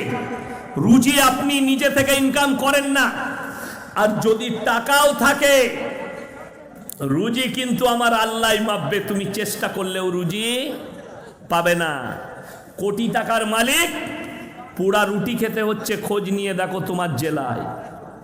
কোটি টাকার মালিক খেতে পাই না, ডাক্তারে নিষেধ করে দিয়েছে। হাজার হাজার কোটির মালিক, গিয়ে দেখে এসো কলকাতায় আর ব্যাঙ্গালোরে আর বোম্বাই লীলাবতীতে। বোম্বাইয়ে গিয়ে দেখো ক্যান্সারের হসপিটালে, টাটা মেমোরিয়ালে গলা দিয়ে রগটা বার করে নল ভরা আছে, নলের দ্বারা লিকুইড খাবার যাচ্ছে। এমনও পেশেন্ট আছে যে বুঝতেই পারে না তার পায়খানা কখন হয়, তার এখানে প্যাকেট ঝুলানো আছে নালিটা বার করে। আর তুমি বলছো আমি নিজের থেকে ইনকাম করে রুজি পাই? না, রুজির মালিক আল্লাহ। শুনে রেখে দেন, যারা আল্লাহর রাস্তায় দিনের পথে থাকবে আল্লাহ তাদেরকে ইজ্জতের রুজি দান করবেন। আল্লাহ তাআলা তাদেরকে ইজ্জতের রুজি দান করবেন। জেনে রেখে দিবেন। সবাই নামাজ পড়বেন তো? জোরে বলুন ইনশাআল্লাহ। 5 ওয়াক্তের নামাজি হন, রুজি আল্লাহ ইজ্জতের রুজি দান করবে, মৃত্যুকাল পর্যন্ত তাদের রুজিতে কমি আসবে না। নাম্বার 2, যারা আল্লাহর রাস্তায় দিনের পথে থাকবে আল্লাহ তাদেরকে ইজ্জতের রুজি দান করবেন। এটা আল্লাহর ওয়াদা। আমার রাসূল সাল্লাল্লাহু আলাইহি সাল্লাম বললেন, আজকে বড় কষ্ট লাগে, আমাদের ফ্যামিলিতে নামাজ নেই, আমাদের ফ্যামিলিতে কোরআন নেই। মায়েরা বছরে একবার কোরআন তেলাওয়াত করে। কবার? একবার। কোন মাসে? রমজান মাসে। পুরো বছর কোরআন খুলবে না, রমজান মাসে কোরআনটা খুলবে, দিয়ে আর দিক দিশা পাবে না। কাঁসা পিতল জানেন না? আচ্ছা, কাঁসা পিতলের জিনিস ব্যবহার করলে চকচক করে না ভরে রাখলে চকচক করে? ব্যবহার করলে। কোরআন এমন মুকাদ্দাস কিতাব, কেউ যদি পড়তে থাকে দেখবেন অনেক হাজি সাহেব আছে, অনেক চাচা আছে, অনেক সাধারণ লোক আছে, পড়তে পড়তে সূরা রহমান মুখস্থ হয়ে গেছে, সূরা ওয়াকিয়া মুখস্থ হয়ে গেছে, সূরা কাহাব মুখস্থ হয়ে গেছে, সূরা ইয়াসিন মুখস্থ হয়ে গেছে, সূরা বাকারার শেষ রুকু মুখস্থ হয়ে গেছে। এরকম লোক আছে না? নাই। অতিরিক্ত পড়ার কারণে মুখস্থ হয়ে গেছে। আমার ভাই, মায়েরা জীবনে কোরআন পড়ে না, রমজান মাসে একবার কোরআন খুলবে, দিয়ে আলহামদুলিল্লাহ ও আর খুঁজে পাই না কোন দিকে যাব, খালা। ওই জন্য তো নামাজ জীবনে পড়ে। আমাদের দেশে মারামারি কি নিয়ে? ফরজ নামাজ নিয়ে নয়, নফল নিয়ে মারামারি। এই দেখুন সামনে শবে বরাত আসবে, হালুয়া রুটি নিয়ে মারামারি হবে। জিলাপি হুজুররা বলবে হালুয়া রুটি করতেই হবে, আর আমাদের লেগে বলবে এরা বলেছে হালুয়া রুটি খাওয়া হারাম। কে বললে হারাম? কালকে করে খা না, কে নিষেধ করছে? হারাম বলেছে কোনো মৌলবি? হারাম আর আমরা বলি নাই। কিন্তু যদি বলে শবে বরাতের দিনে হালুয়া রুটি করতেই হবে, এর থেকে বড় কাঁচা বেদাত আর কিছু নাই। আপনারা বলুন, ফরজ রোজা যদি কেউ নিজে থেকে ইচ্ছাকৃতভাবে ছাড়ে, গুনাহ আছে না নাই? ফরজ নামাজ যদি কেউ ইচ্ছাকৃতভাবে ছাড়ে, গুনাহে কবিরা হবে না? বড় গুনাহ, বড় গুনাহ। আপনার দিকে আমি প্রমাণ দিচ্ছি, কতগুলো মুসলিম লোক ইচ্ছাকৃতভাবে নামাজ ছাড়ে। তার প্রমাণ নাম্বার 1, চায়ের দোকানে হারাম করে 3 ঘন্টা আড্ডা মারে, মসজিদে নামাজ হয় কিন্তু নামাজ পড়ার সময় তার হয় না। নাম্বার 2, জানাজার নামাজ হয় না? কেউ যদি জানাজার নামাজ ছেড়ে দেয়, ছাড়া যায়, গুনাহ আছে? গুনাহ নাই। কিন্তু কোন ব্যক্তি উজু করে দাঁড়িয়ে যদি দাঁড়িয়ে ফরজ নামাজ ছাড়ে, গুনাহ আছে না নাই? আমাদের দেশে জানাজার নামাজ হয়, ইমাম সাহেব বললে ভাই জোহরের নামাজের পরে জানাজা হবে, সব লোক যারা মুসল্লি তারা 5 ওয়াক্তের নামাজ পড়ছে, আর কিছু হারাম করাছে উজু করে দাঁড়িয়েছে, ও শুধু পড়বে, জানাজা পড়বে। এরকম লোক আছে না নাই? গাদা আছে। তার এতটুকু রহম হয় না যে আজকে যখন জানাজাতে এসছি তো কমপক্ষে আজকে মাথাটা ঠুকেলি, আল্লাহ কবুল করলে আমি 5 ওয়াক্তের নামাজি হব, সব শিখে যাব, এইটুকু দয়া তার মধ্যে হয় না। এর থেকে দুঃখ আর কি হতে পারে? এর থেকে বেদনা আর কি হতে পারে? হে আমার ভাই, হে আমার মা বোন, ওই জন্যই তো আপনার আমার নামাজ কি পাইকিরি, রোজা পাইকিরি, মাদের নামাজ পাইকিরি। লোকে যেন, পাড়ার লোক যেন নামাজি বলে, আপনি ভাবছেন আমাকে যেন নামাজি ভাবে। অনেকজন বলে, কালকে নদিয়াতেই ছিলাম, ধুবুলিয়ার কাছে, তো আমার আগে একজন বক্তা ছিল, কলকাতা থেকে এসেছিলেন, তো তিনি বলছেন মসজিদের দরজা থেকে জুতো চুরি হয়। আমি বললাম চেপে, মুসল্লিরা নামাজি কোনোদিন চোর হয় না, চোর নামাজি সেজে যায়। ঠিক কিনা কথা বলেন? যারা প্রকৃত নামাজি হবে তারা চোর হবে? চোর হবে না, চোর নামাজি সাজে, চোর নামাজি সেজে যায়। এইটাই হচ্ছে আমাদের বুঝার ভুল।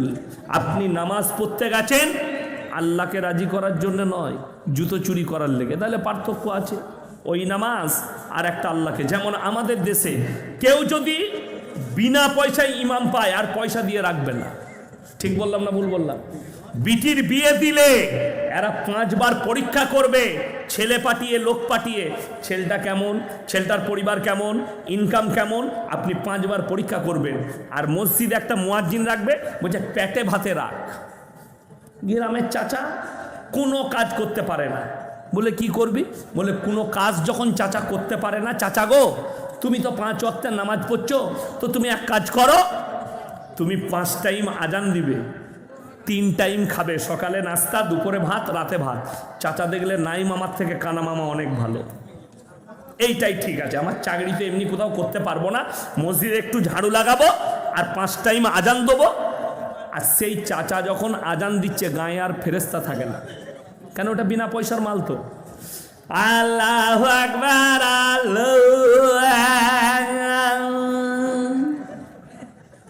যা বুঝে কর, আগুন লাগিয়ে দিলে আজান দিয়ে। অনেকজন মনে করছে আপনি চাচাকে, আমি কমেন্টে দেখলাম একজন লিখেছে একটা বয়স্ক মানুষ আজান দিচ্ছে আপনি ভ্যাং চাচ্ছেন। ভুল কথা, রং এটা। তোমার এই আজান শোনার পরে একটা অমুসলিম, একটা কাফেরের মনে দাগ কাটতে হবে। সাইয়েদনা বেলাল হাবসি রাদিয়াল্লাহু তাআলা আনহু যখন আজান দিতেন, বেঈমান কাফেররাও কান খাড়া করে শুনতেন। কেন?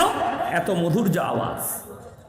আমি যখন লখনৌ ইরফানিয়ায় কিরাত পড়তাম, ইরফানিয়াতে, তো সেখানে সিলেট হতো, প্রথমে পরীক্ষা হতো, ১৫০০ ছাত্র পরীক্ষা হয়েছিল কার আজানটা সব থেকে সুন্দর। কারি মুস্তাক সাহেব মরহুম, মারা গেছেন, আল্লাহ জান্নাতি করুক, আমাদের মোহতামিম, তিনি পরীক্ষা করতেন।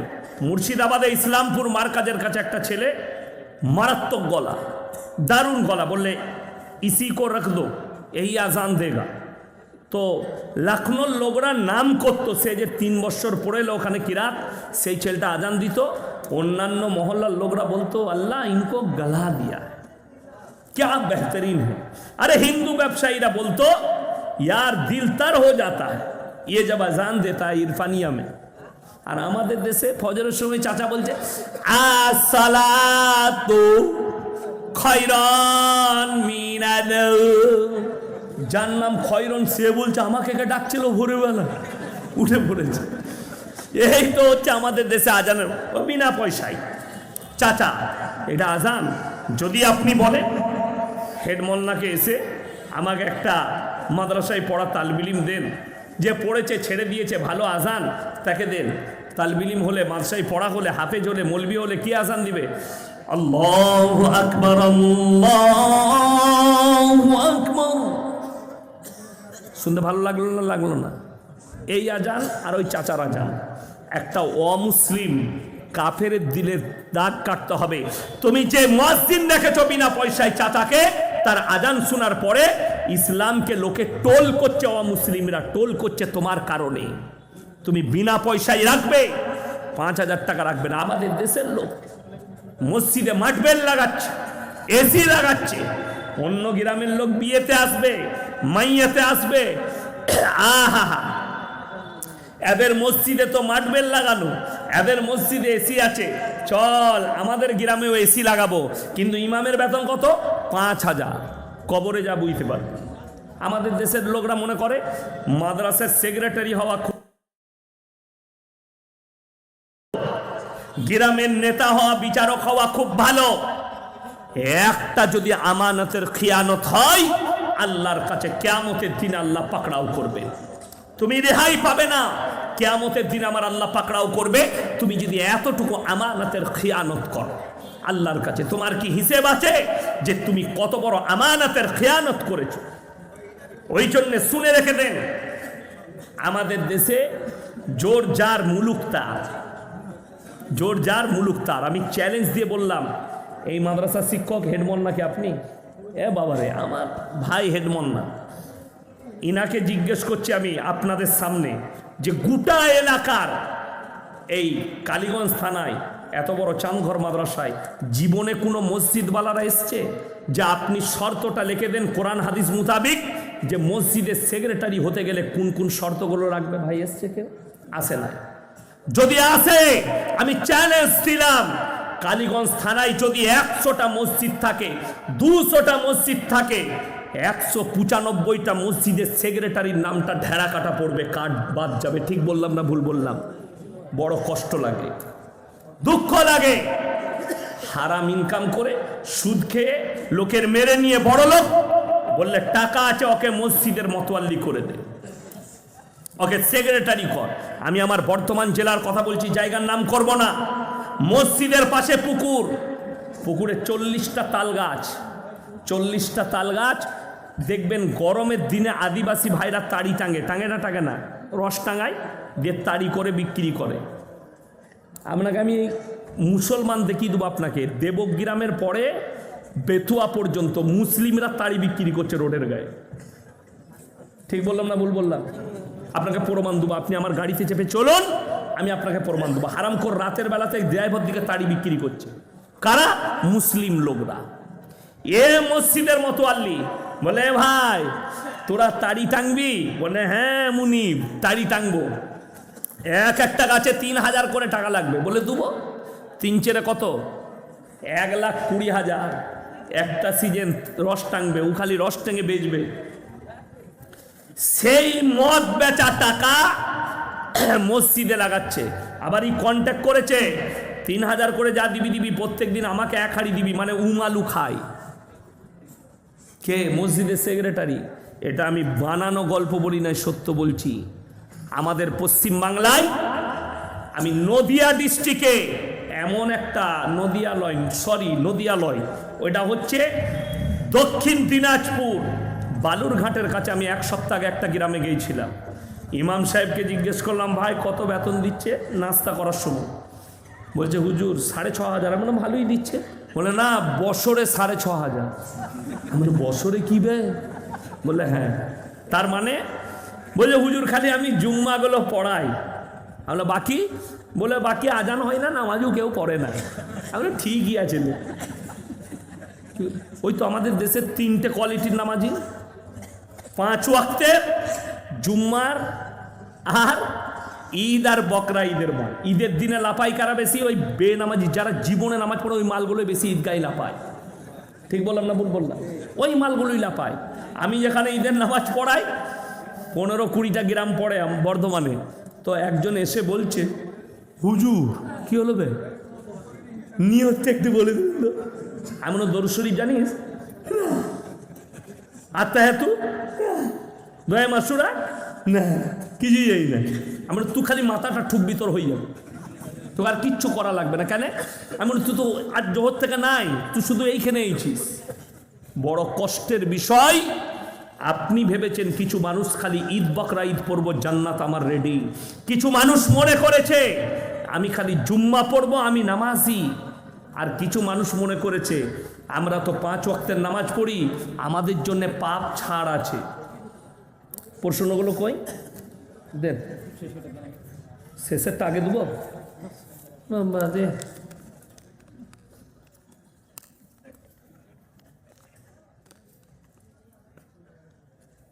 ইমামদের 5,000 টাকা বেতন।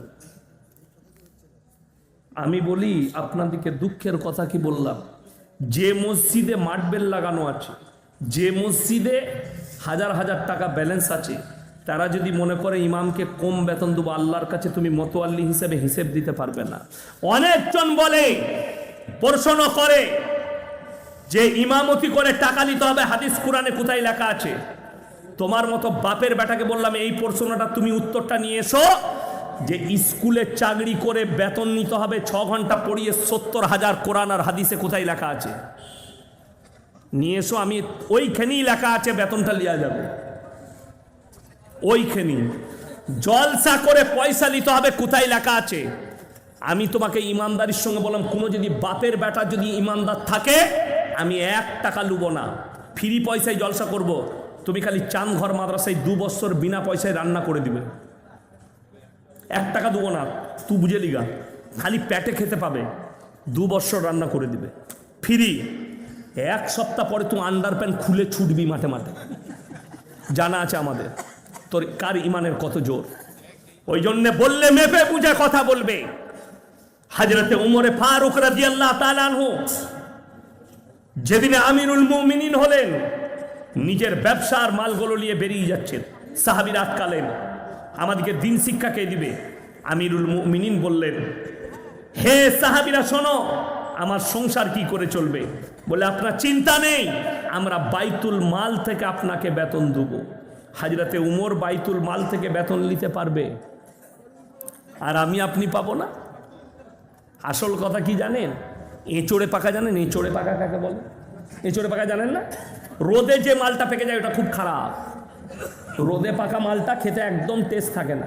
তো আমাদের দেশের কিছু মুসল্লি আছে, রোদে পেকে যায় মাল কটা, মানে অল্প বিদ্যা ভয়ঙ্করী, এলেম কালাম নাই, 2 দিন নামাজ পড়ছে, ও ইমামের পায়জামাটা দেখে, সালা ইমাম যদি একটু হাওয়া ছেড়ে দেয় তো বলবে কি অ্যারাডোমে বোমবাস্ট করে দিয়েছে, যা বুঝে করগা। আমার ভাই খুব সাবধান। আল্লাহ তাআলা কোরআনে বলেছেন, ইন্নামা ইয়াখশাল্লাহা মিন ইবাদিহিল উলামা। আমার নবী আর পয়গম্বরের পরে সব থেকে বেশি আমাকে যারা ভয় করে তারা হচ্ছে এই আলেম উলামা সম্প্রদায়। তাই এদিকে বেজ্জতি শুনেলেন রাসূলের হাদিস, যখন মানুষ মূর্খর কাছ থেকে ইলম নিবে, দিন শিখতে চাইবে, আর আলেম দিকে বেজ্জতি করবে, আল্লাহ ইলমের থেকে আগে আলেম দিকে তুলে নেবেন। এটা রাসূল সাল্লাল্লাহু আলাইহি সাল্লামের হাদিস, মাথায় রাখবেন। বাংলাদেশ, ভারত বাংলাদেশ সীমান্তে সংঘর্ষ, এ নিয়ে কিছু বলুন। অসুবিধা নাই, যুদ্ধ হলে যুদ্ধ হবে, অসুবিধা কি আছে? যুদ্ধ হলে যুদ্ধ হবে, কিন্তু আপনারা শুনেছেন ওই আমাদের মেদিনীপুরের একটা ভাঁড় নেতা আছে, সে বলেছে 1000 রিস্কা নিয়ে ঢাকা থেকে বেরিয়ে গেছে কলকাতা দখল করবে। শুনেননি? ওর নাম রেখেছে আমি ভাঁড়। 1 বাটি নয়, 2 বাটি নয়, 3 বাটি গরুর মাংস খেয়েছে পশ্চিম মেদিনীপুরে গিয়ে। আমি বলি না, আফজল বলে একটা উকিল বলছে, কলকাতা হাইকোর্টের উকিল। তো কার বাড়িতে খেয়েছে তার নামও করে দিলে, কি বলেন? সাহাবুদ্দিনের বাড়িতে পশ্চিম মেদিনীপুরে, আমি চিনি না, কি বলে যাই পশ্চিম মেদিনীপুরে প্রচুর জলসা করি, এই 1 সপ্তাহ আগে মেদিনীপুর টাউনে করে এলাম। তো এ বলছে 1000 রিস্কা নিয়ে বেরিয়ে পড়েছে। আচ্ছা, আমরা যদি বলি কলকাতা থেকে আমরা 1 কোটি সাইকেল নিয়ে বেরিয়ে পড়েছি ঢাকাটা দখল করব, আমাদেরকে পাগল বলবে না? বলবে না? পাগল বলবে লোকে। তো এটাও একটা পাগল আসতো। আরজিকর কাণ্ডে সঞ্জয় রায়কে ফাঁসির বদলে অমৃত কারাদণ্ড দিয়েছে। ইসলামী শাসন হলে মুন্ডুচ্ছেদ করতে হতো সমাজের বুকে নিয়ে এসে। কেউ যদি পরকিয়া করে আর ধরা পড়ে যায়, ছেলে মেয়ে তারা যদি বিবাহিত হয়, তাদেরকে জনসমক্ষে নিয়ে এসে মুন্ডুচ্ছেদ করে দাও, এটা ইসলামী আইন।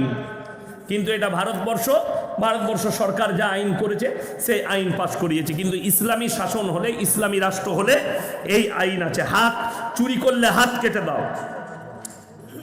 আজহারির মেহফিলে লক্ষ লক্ষ মানুষ, গিয়াসউদ্দিন তাহেরি বলেছেন আমার মেহফিলেও এত মানুষ হয়। আমি আপনাকে একটা কথা বলে দিই,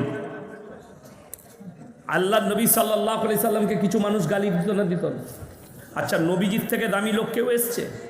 কথা বলে না? তাহলে তাহিরিকে আর আজহারিকে, কথাটা বুঝতে পারেননি? তাহিরিকে আর আজহারিকে আপনি কেন এগুলো নিয়ে পড়ে আছে?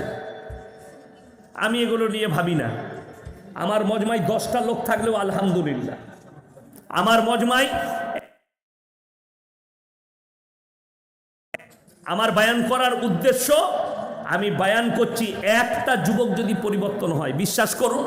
আমি একদিন খুব খুশি হয়েছি, একটা ফোন এসছে, ছেলেটার বাড়ি কোন জেলায় বলবো না, আমাকে ফোন করেছে, হুজুর আপনার বক্তব্য শুনি, থাকি কোথায়? কেরলে। কিন্তু আমি বক্তব্য শুনতে শুনতে আমি একটা পাপে লিপ্ত ছিলাম, আল্লাহ আমাকে উদ্ধার করেছে। আপনার বক্তব্য থেকে আমি আল্লাহর কাছে শুকর আদায় যে একজন হিদায়াত পেয়েছি, এটার বদৌলতে হয়তো আল্লাহ আমাকে জান্নাত দিতে পারে, তাছাড়া অন্য কিছু নয়। ছেলেটা বলছে আমি সমকামিতে লিপ্ত ছিলাম, আমি মুসলিমদের ছেলে, আল্লাহ আমাকে হেফাজত করেছে, আপনার বক্তব্য শুনে আমি ত্যাগ করেছি এবং এখন 5 ওয়াক্ত নামাজ পড়ি। এটা তো আলহামদুলিল্লাহ, এটা তো ভালো জিনিস। একজন অমুসলিম ভাই, আমি নাম করবো না কোন জেলার, সে ফোন করে বলে আমি 5 বছর কলেজ স্টুডেন্ট, বয়ান শুনছি, আল্লাহ আমাকে কবুল করেছে, আমি এখন ইসলাম কবুল করে নিয়ে 5 ওয়াক্ত নামাজিও পড়ছি। জোরে বলুন সুবহানাল্লাহ। তো এটা আল্লাহর কাছে শুকর আদায় করতে হবে। একটা লোক নামাজি হোক, একটা জলসাই, আলহামদুলিল্লাহ। কত লোক হলো এটা মেটার নয়, 1 কোটি লোকও হতে পারে। আচ্ছা আপনারা বলুন, আমেরিকায় ডোনাল্ড ট্রাম্প জিতে নেয় না জিতে নাই? তাহলে অতগুলো মানুষ তার দেশের তাকে ভোট দিয়েছে, তাই কি না? ভোট দিয়েছে তবে জিতেছে। এরপর ভেবে দেখুন, তাহলে ওই লোকটা সব থেকে বড় ইমানদার না? ওটা কথা নয়। নবীজি সাল্লাল্লাহু আলাইহি সাল্লাম যখন ইসলাম প্রচার করতে লাগলেন, নবীজি কজন? একা। আস্তে আস্তে আজকে গোটা পৃথিবীতে ইসলাম প্রচার হয়েছে, গোটা পৃথিবীতে 250 কোটি মুসলমান। নবীজি সাল্লাল্লাহু আলাইহি সাল্লাম প্রচার, আজও রাসূলের দুশ্মন আছে না নাই? নবীজিকে গালি দিচ্ছে না দেয়নি? যে লোকটা সবারই কাছে ভালো হবে ওই লোকটা ভালো লোক নয়, মাথায় রাখবে। কিছু লোকের কাছে খারাপ হতে হবে। আমি কি আপনাদের সকলের কাছে ভালো না কারো কাছে খারাপ আছে? আছে। এইখানেই কিছু লোক আছে আমাকে গালি দিবে পেছনে, এটাতে কোনো সন্দেহ নাই, আর এটা তার দোষও নাই। এইটাই হচ্ছে দুনিয়া, এইটাই দুনিয়া। ওই জন্য এগুলো নিয়ে ইসরায়েল হেরে গিয়ে শান্তি চুক্তি করলো ফিলিস্তিনের সাথে, এ নিয়ে কিছু বলুন। আপনাকে কে বলল যে যুদ্ধ বন্ধ হয়ে গেছে? চুক্তি হয়েছে, বন্ধ হয়নি, হামলা চলছে। আর এই চিঙ্গারিটা কিয়ামতের চিঙ্গারি, মাথায় রাখবে। গোটা পৃথিবী আর লেপেটে আসবে, খুব তাড়াতাড়ি ইরান যুদ্ধে জড়াবে এবং এই চিঙ্গারি গোটা পৃথিবীতে ছড়াবে। গোটা পৃথিবীতে বিনাশ যুদ্ধ হবে, 3য় বিশ্বযুদ্ধ যেটা হবে। বৈজ্ঞানিকরা বলছে, বিশেষজ্ঞরা, যে যখন যুদ্ধ হবে গড়ে 70 লাখ মানুষ মারা যাবে, পরমাণু যুদ্ধ। ইরান বলছে আমি পরমাণু তৈরি করে ফেলেছি, তার শক্তি, পরমাণু শক্তি চলে এলে গোটা মিডিল ইস্টে হাড়কাম মচে গেছে। ইরান যুদ্ধ পরমাণু তৈরি করে নিয়েছে। যুদ্ধ যে কোনো দিন হতে পারে, আর যুদ্ধ বিরাম হয়নি। 70 লাখ মানুষ মারা গেছে ফিলিস্তিন আর গাজায়। এখনো এটা পৃথিবীর মানুষকে একটা দেখাওয়া, অন্য কিছু নয়। আজ ট্রাম্পের শপথ গ্রহণ, মোদি কেন আমন্ত্রণ পাইনি এবং ট্রাম্পকে আমাকেও আমন্ত্রণ করেনি, আমি কি করব ভাই? এটা দেশের আভ্যন্তরিক ব্যাপার, কেন দাওয়াত দেয়নি সেটা তাদের ব্যক্তিগত ব্যাপার। তো আমি লাস্টে আপনাদের কাছে একটা কথা বলবো, সবাই আজ থেকে কোরআনকে মহব্বত করবেন। জোরে বলুন ইনশাআল্লাহ, হাত তুলে বলুন ইনশাআল্লাহ। দেখুন, আপনারা অনেক টাকা দান করেছেন, দিয়েছেন, এ মাদ্রাসা আপনাদের, ইজ্জত আপনাদেরকে একটা কথা বলি, 3টে লোক যদি মানুষের কাছে হাত পাতে, জীবনে তোমরা হাত ফিরিও না, কেউ ফিরাবো না। জোরে বলুন ইনশাআল্লাহ, জোরে বলুন ইনশাআল্লাহ। নাম্বার 1, ওয়া আতিদাল কুরবা, তোমার কাছের গরিব। নাম্বার 2, ওয়াল ইয়াতামা ওয়াল মাসাকিন। নাম্বার 3, ওয়াবনাস সাবিল ওয়ালা তুবাদ্দির তাবদির। আর মুসাফির যদি হাত পাতে, আজকের জলসায় সব থেকে বড় মুসাফির কে? আমি আপনাদের কাছে কিছুই চাইবো না, খালি একটা জিনিস চাইবো, সব থেকে দামি কিতাব কি? কোরআন। 500 করে টাকা, 30টা কোরআন শরীফের পয়সা কে কে আমার হাতে দিবেন আর মুলাকাত করে যাবেন? 30 জন। আমি গজলবেলা বক্তা লয়, আপনি বলেন সবাই কম বেশি আমার কাছে কিছু ভাই তাড়াতাড়ি বলুন। 500 করে টাকা। সেটা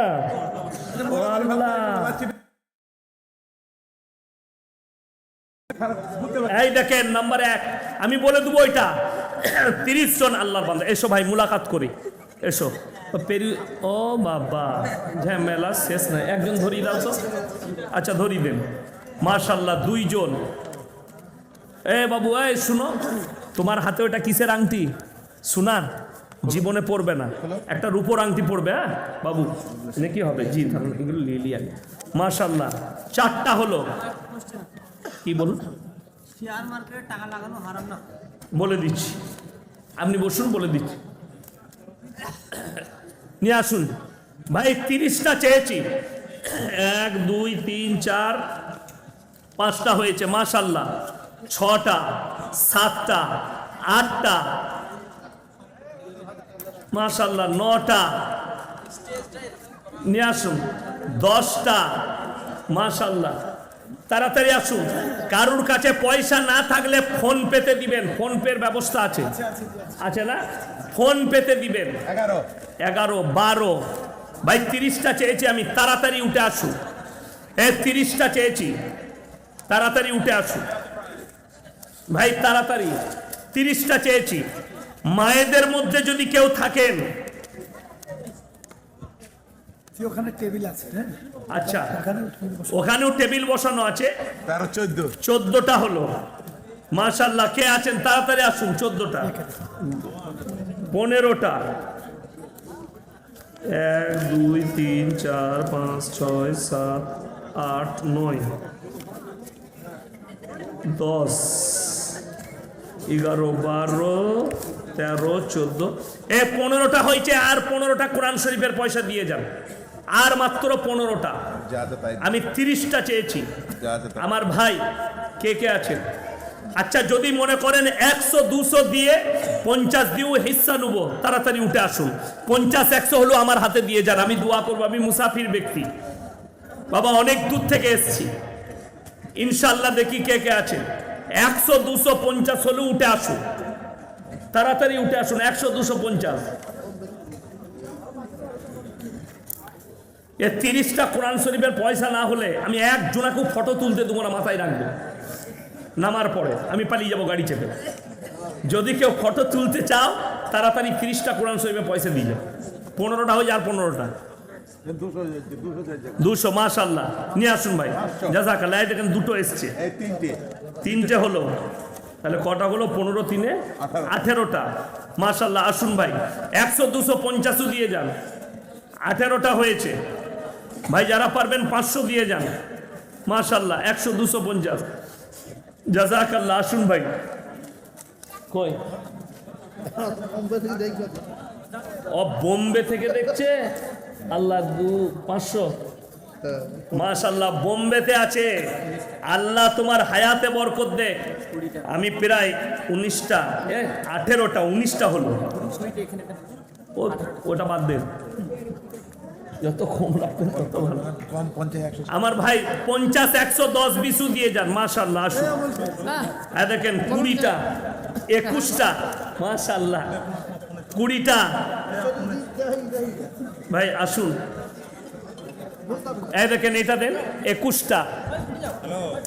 দেখেন 21 22 ভাই। আর 8টা লাগবে। 22টা 23টা 23টা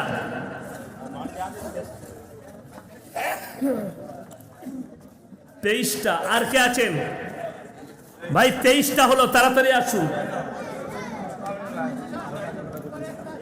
23টা হলো মাশাল্লাহ। আসুন ভাই, 10 20 দিয়ে যান। ফোন পেটা দিচ্ছে একটা, 500 টাকা দিচ্ছ, জাযাকাল্লাহ। দাও। তাহলে 24টা হলো, 24টা হয়েছে। চলে এসো এখানে।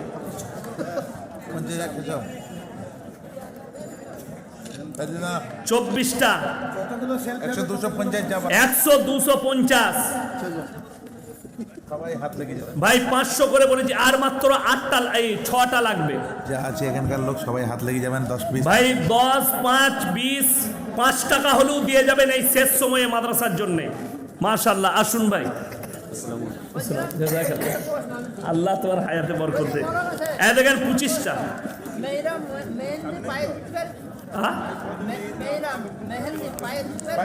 কেন পারবে না? কেন কি অসুবিধা হয়েছে? কে মানা করেছে? নেল পালিশ লাগানো হারাম। নেল পালিশ নখেতে লাগানো হারাম, তাই তো? তোমার বিয়ে হয়েছে না ভালোবাসো? প্রেমিক আছে? 26টা হাসছে দে, এই 26টা হয়েছে, তাড়াতাড়ি আর 4টা হলেই হয়ে যাবে ইনশাল্লাহ। মরবাড়ির ভাতটা ভালো করে বলতে হবে। বাধা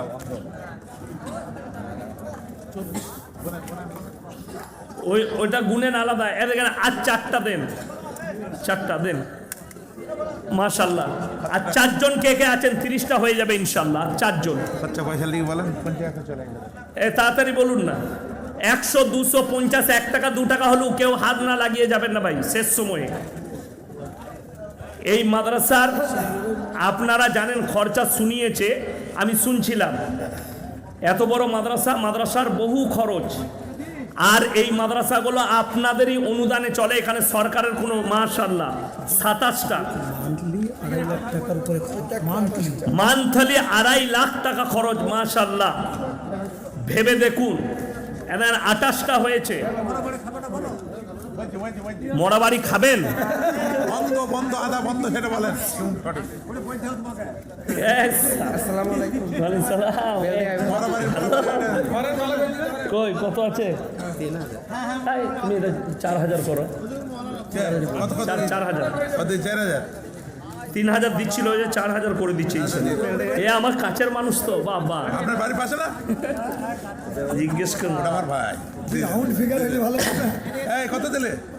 3000 3000 5000 মাশাআল্লাহ। আর 2000 বাকি রেখে দেন, জাযাকাল্লাহ। এই শফিকুল ভাই, হ্যাঁ, হ্যাঁ আর দুটো হলেই হয়ে যাবে 500 টাকা দুটো। 50 150 যা আছে সবার কাছে 250 টাকা 20 টাকা যা আছে ভাই। এটা মহিলাদের ওইখান থেকে, মাশাআল্লাহ।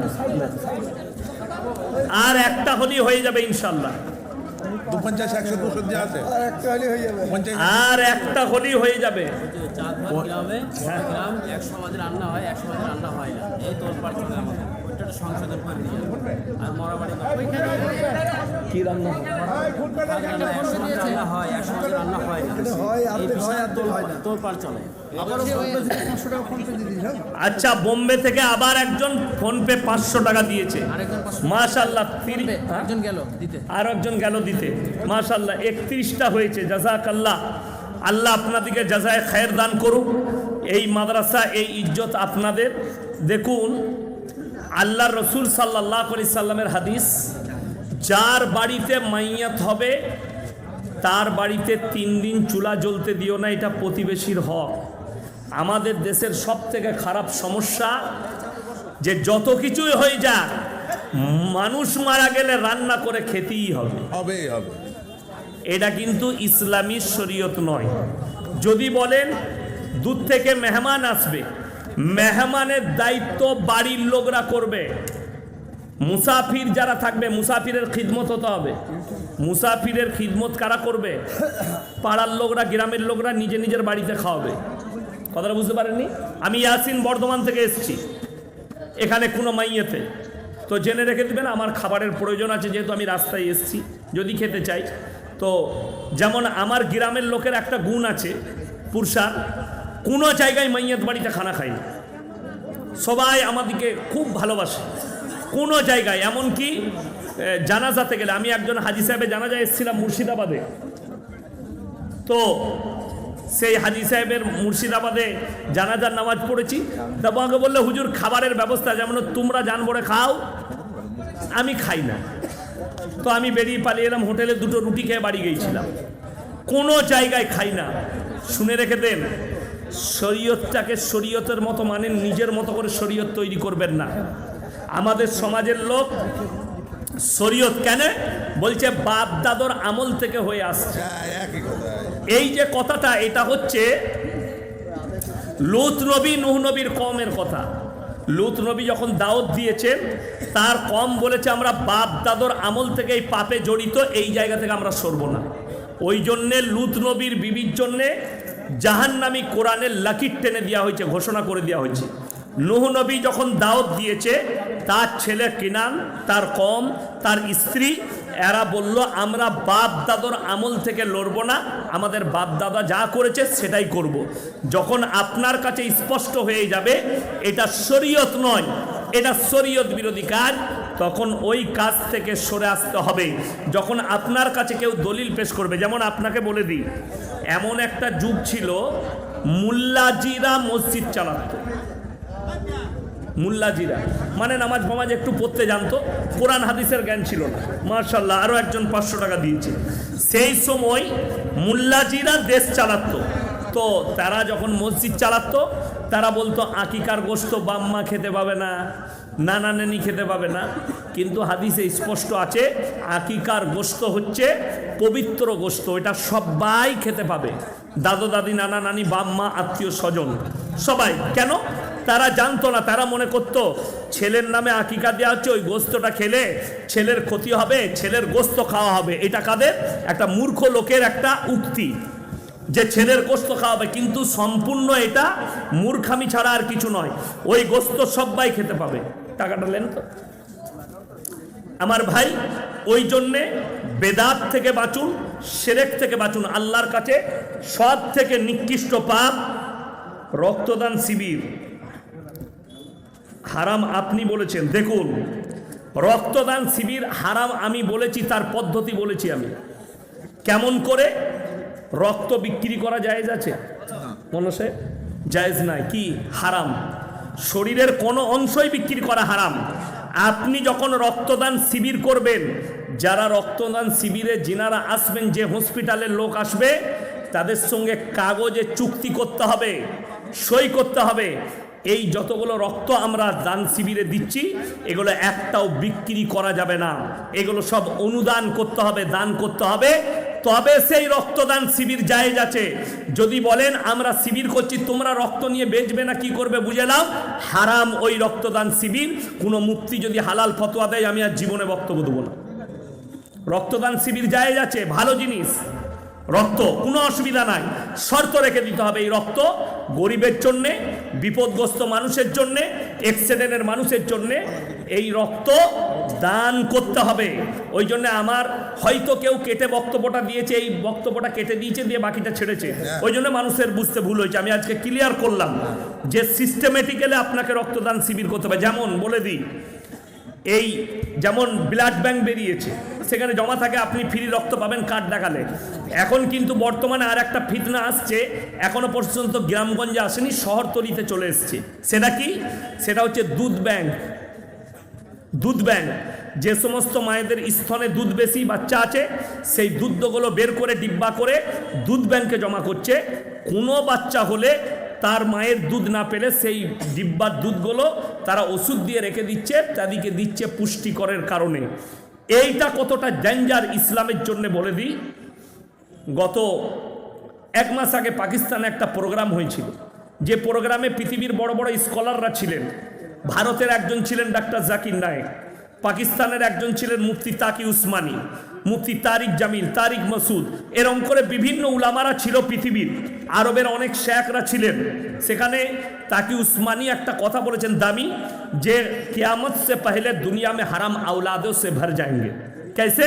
ये तो बेईमान काफिरों के एक बहुत बड़ा साजिश है इस्लाम के लिए कि इनके पास भी हराम औलाद आ जाए। দেখুন, ইনি আর আমি সত্যিকারই আমরা আত্মীয় এবং বন্ধু।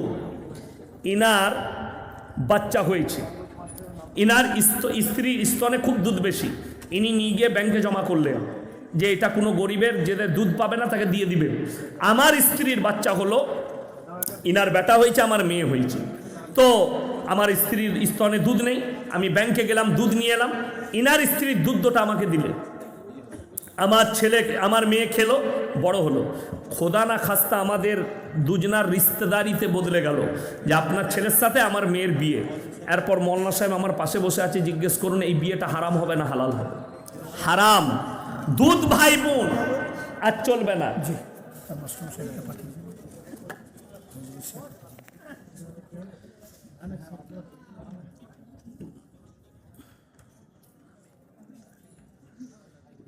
মারা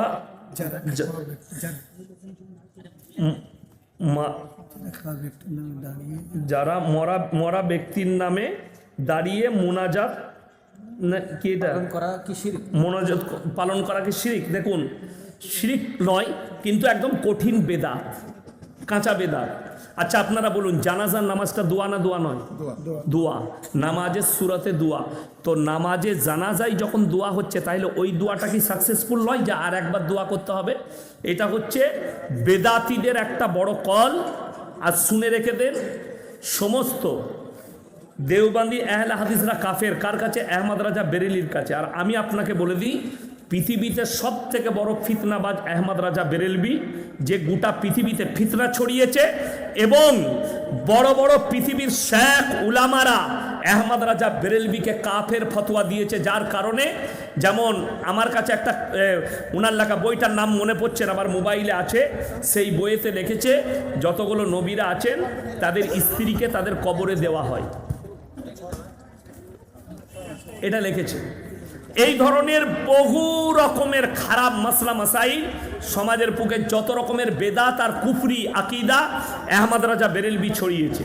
তো আমি আপনাকে বলবো, শুনে রেখে দেন, যে যখন কোরআন হাদিস আপনার কাছে স্পষ্ট যে আপনি নামাজ পড়ছেন, দোয়া হচ্ছে, ওই নামাজটাই দোয়া, দ্বিতীয়বার আর দোয়া করা লাগবে না। আপনি কবর জিয়ারত করতে পারেন, কোনো আমাদের মৌলবি নিষেধ করেনি যে কবর জিয়ারত করা যাবে না। কবর জিয়ারত করুন, বাপের জন্য দোয়া করুন, মায়ের জন্য দোয়া করুন, মায়ের কবর জিয়ারত করুন। আপনি আমার মাদ্রাসায় গেছেন, বললে ইয়াসিন সাহেব নেই, মারা গেছে, তো আপনি বললেন কোথায় কবরস্থান, আপনি আমার কবর জিয়ারত করলেন, নেকির কাজ, কোনো অসুবিধা নাই, দোষের নাই। কিন্তু এইখান থেকে নেকির উদ্দেশ্যে যে আমি ইয়াসিন সাহেবের কবর জিয়ারত করতে গেলে নেকি পাবো, এই উদ্দেশ্যে যাওয়া কঠিন বেদাত, জায়েজ নাই। আমি বলে গেলাম, শুনে নেন, মক্কা মদিনা আর বাইতুল মুকাদ্দাস, কোথায় কোথায় বললাম? মক্কা, মদিনা, বাইতুল মাকদাস, আল আকসা মসজিদ, এই তিনটে জায়গা নেকির উদ্দেশ্য ছাড়া, এই তিনটে জায়গা বাদ দিয়ে যেখানে নেকির উদ্দেশ্যে সফর করবে, ইসলাম শরীয়তে জায়েজ নাই। অনেকজন পাথর চাবড়ি আপনাদের নদিয়ায় আছে, মুর্শিদাবাদে আছে, গুটকাখোর ফতোয়া দিয়েছে, বলে খালা তুমি যদি পায়ে হেঁটে পাথর চাবড়ি যাও হজের নেকি পাবে। খালা চলতে পারছে না, কিন্তু হেঁটে হেঁটে পাথর চাবড়ি যাবে। নাউজবিল্লাহ বলেন। এই নেকির উদ্দেশ্যে পাথর চাবড়ি যাওয়া গুনার কাজ। নেকির উদ্দেশ্যে আমি বলিনি, আমার কাছে প্রুফ আছে। ফুরফুরার একজন পীরজাদা সেদিনে বক্তব্য দিয়েছে যে ফুরফুরাতে যদি কেউ নেকির উদ্দেশ্য নিয়ে আসে, সফর করে, এটা শরীয়ত সম্মত নয়। কাফের ফতোয়া দিলে ওই পীরজাদাকে দাও, ইয়াসিনকে দিবার আগে। আমার ভাই, আপনারা দোয়া রাখবেন, আপনাদের জন্য দোয়া। ক্লিয়ার হলো না বলছে কি এই ভাত রান্না করা, যদি সমাজের লোক বহিরাগত মেহমানদের জন্য রান্না করে, তো সেটা জায়েজ জায়েজ নয়, সেটা বলেন। সমাজের লোক, সমাজের শুনেন, মেহমানদের মেহমানদারি করার দায়িত্ব হচ্ছে প্রতিবেশীর। কার বললাম? প্রতিবেশীর। আমি এসছি, আমাকে মেহমানদারি করাবার দায়িত্ব হচ্ছে প্রতিবেশী। আমি মাইয়াত বাড়িতে অত দূর থেকে এসছি। আপনারা যদি প্রতিবেশী, তার ঘরের রান্না হলে জায়েজ নাই। ঠিক, আপনি ওরা একটু গোলমাল করে বলতে চাচ্ছি, না, এটা ক্লিয়ার করে ক্লিয়ার, আবার আরো ক্লিয়ার হোক। হ্যাঁ, আমি ক্লিয়ার করে নিচ্ছি। বলতে যাচ্ছি, হ্যাঁ শোনেন, এই কথাটা গুরুত্ব দিয়ে শুনুন, মেলা লোক এসে বলতে চাচ্ছি, আমরা 250, 100, 1 কেজি চাল, 2 কেজি চাল, 50-100 কোটি টাকা দিই, আমরা 500 ঘর দিই, এক জায়গায় রান্না করে খাওয়ালাম, সেটা কি জায়েজ হবে? না আমার বাড়িতে আমি ডানা চেপে ধরলি একটা লোককে খাওয়ালাম, সেটা জায়েজ হবে? দেখুন, বলেন। দুটোই পদ্ধতি। একটা হচ্ছে যে আমি ইয়াসিন এসছি, আমার তো এখানে আত্মীয় নাই, হ্যাঁ, একজন ইমাম সাহেব মারা গেছে, আমি তার জানাজায় এসছি, আমার কোনো আত্মীয় নাই, তাইলে আমাকে খাওয়ানোর ব্যবস্থা গ্রামের মানুষকে করতে হবে। সেটা কোথায় করবেন সেটা, কিন্তু তার বাড়ি, যে ঘরে মাইয়াত হয়েছে, তার বাড়ির যদি খরচা করে রান্না করা হয়, শরীয়তে জায়েজ নাই। ঠিক, সেটা তো কথাটা বুঝতে পেরেছেন? এবার ঠিক আছে। এরপর শুনেলেন, আপনি কোথায় রান্না করবেন ওটা আপনার ব্যাপার, কিন্তু একটা মেহমান মুসাফির সে যেন ভুকা পেটে না যায়, এটা হচ্ছে মেজবানের দায়িত্ব। মেজবান আর মেহমান, রসুল সাল্লাল্লাহু আলাইহি সাল্লাম বলেছে, তোমরা মেহমানের সঙ্গে খারাপ ব্যবহার করো না, মেহমান যেন নারাজ না হয়, আল্লাহ নারাজ হয়ে যাবে। আমি মেহমান এসছি, আমাকে আপনারা নারাজ করবেন। আপনার বাড়িতে কুটুম এলে আপনি কি বলবেন? দেখবেন অনেক লোক আছে যারা কিপটে লোক, যদি বলে ভাই কদিন থাকবে, তার মানে তুই এক্ষুনি চলে যা। আপনি না- কথাটা বুঝতে পেরেছেন? কথাটা এটা কত বলে রেখে- দাঁড়ান, আমি ক্লিয়ার করছি তো, আপনি মধ্যে কেন বললেন? ক্লিয়ার করছি। আপনি বললেন কদিন যাবে, কবে যাবে, তার মানে সে ইশারা বুঝতে গেল আমাকে চলে যেতে বলছে। শুনে নেন, আপনি গ্রামের লোকের টাকা তুলে এক জায়গায় রান্না করছেন, হ্যাঁ তার ঘরে বাদ দিয়ে, হ্যাঁ তাহলেও চলবে, কোনো অসুবিধা নাই। ওইটাই- কথাটা বুঝতে পেরেছেন? আর যদি বলেন যে না আমরা ওটা রান্না করব না, যে যার পারে ঘরে করোগা, কুটুমজনকে নিয়ে গিয়ে খাওয়াবে, সেটাও জায়েজ আছে। সেটাও চাই, ঠিক। কিন্তু যার বাড়িতে মাইয়াত হয়েছে তার বাড়িতে খরচা করে রান্না খাওয়ানোর শরীয়তে জায়েজ নাই। রসুলের স্পষ্ট হাদিস আছে, যার বাড়িতে মাইয়াত হয়েছে 3 দিন তার বাড়িতে চুলা জ্বলতে দেওয়া না। শুধু সেই দিনটা নয়, আপনি মেহমানকে খাওয়ালেন নয়, 3 দিন তার বাড়িতে তার প্রতিবেশীর হক যেন চুলা না জ্বলে। তার পারের লোক কালকে ভাই রান্না করো না, আমরা আমার বাড়ি থেকে তোমাদিকে খাওয়াবো, হ্যাঁ, এটা খাওয়াতে হবে। তার ডাইনের, তার বাঁয়ের, ঠিক আছে। হ্যাঁ আপনি এবার ভালো, আপনি এটা বললেন আমরা 50 জন হ্যাঁ টাকা দিলাম, 1 কেজি করে হ্যাঁ চাল, হ্যাঁ 200-100 কোটি টাকা হ্যাঁ। দিলাম, দেওয়ার পরে রান্না করলাম, হ্যাঁ। 500 লোকের রান্না হইলো, হ্যাঁ। ভালো করে বুঝে যান। পাড়ার লোক খেলাম, আমরা খেলাম, পাড়ার লোক খেলাম, সমাজের লোক জায়েজ আছে, দাঁড়ান, জায়েজ আছে, বাকি লোক খেলো, হ্যাঁ জায়েজ আছে। সেটা হ্যাঁ। মরাবার 3টি বাড়ির পাশে রান্না বান্না করা হইলো, রান্না বান্না করা হইলো, হ্যাঁ। তো সেই রান্না বান্না খাইলো, যদি মরাবাড়ির টাকা না লাই হ্যাঁ। তাহলে কি তাদের জায়েজ আছে। সেও খাওয়া যাবে? হ্যাঁ, এবং আপনিও খেতে পাবেন, আমি ইয়াসিনও খাবো। বাস ঠিক আছে, কথাটা বুঝতে পেরেছেন? ঠিক আছে, পরিষ্কার আর যদি ওই বাড়িতে যদি 1 টাকা আসে, ওই বাড়ি থেকে 1 টাকা এলেও লাগানো যাবে না। ধরে নেন অনেক জায়গায় সিস্টেম আছে, আমি বলি, আমি আমার গ্রামেও বলেছি, চুপ করুন, আমাকে বলতে দেন, আমাকে কি চুপ করুন না, আপনারা চুপ করুন। ওই বাড়িতে ধরে নেন একটা খানা হচ্ছে, মধ্যমপন্থা খানা রানতে হবে। বড়, আপনি বললেন আমি বড় লোক, আমার বাপ মরে গেছে, তোরা যা দিবি দে, আমি একটা গোটা গরু দিচ্ছি, জায়েজ হবে না, জায়েজ নাই। 1 টাকা লাগানো যাবে না যার বাড়ির মাইয়াত হয়েছে, তাহলে আর গ্রামের মানুষ কি মেহমানও খেতে পাবে না। যার বাড়িতে মাইয়াত হয়েছে সে যদি 1টা টাকা দেয়, যদি 5,000 টাকা উঠে, সেটাই যে খানাটা রান্না হবে নিম্নমানের, সেটাই খেতে হবে। কথাটা ঝালানো হইলো, কথাটা ঠিক হলো, হ্যাঁ?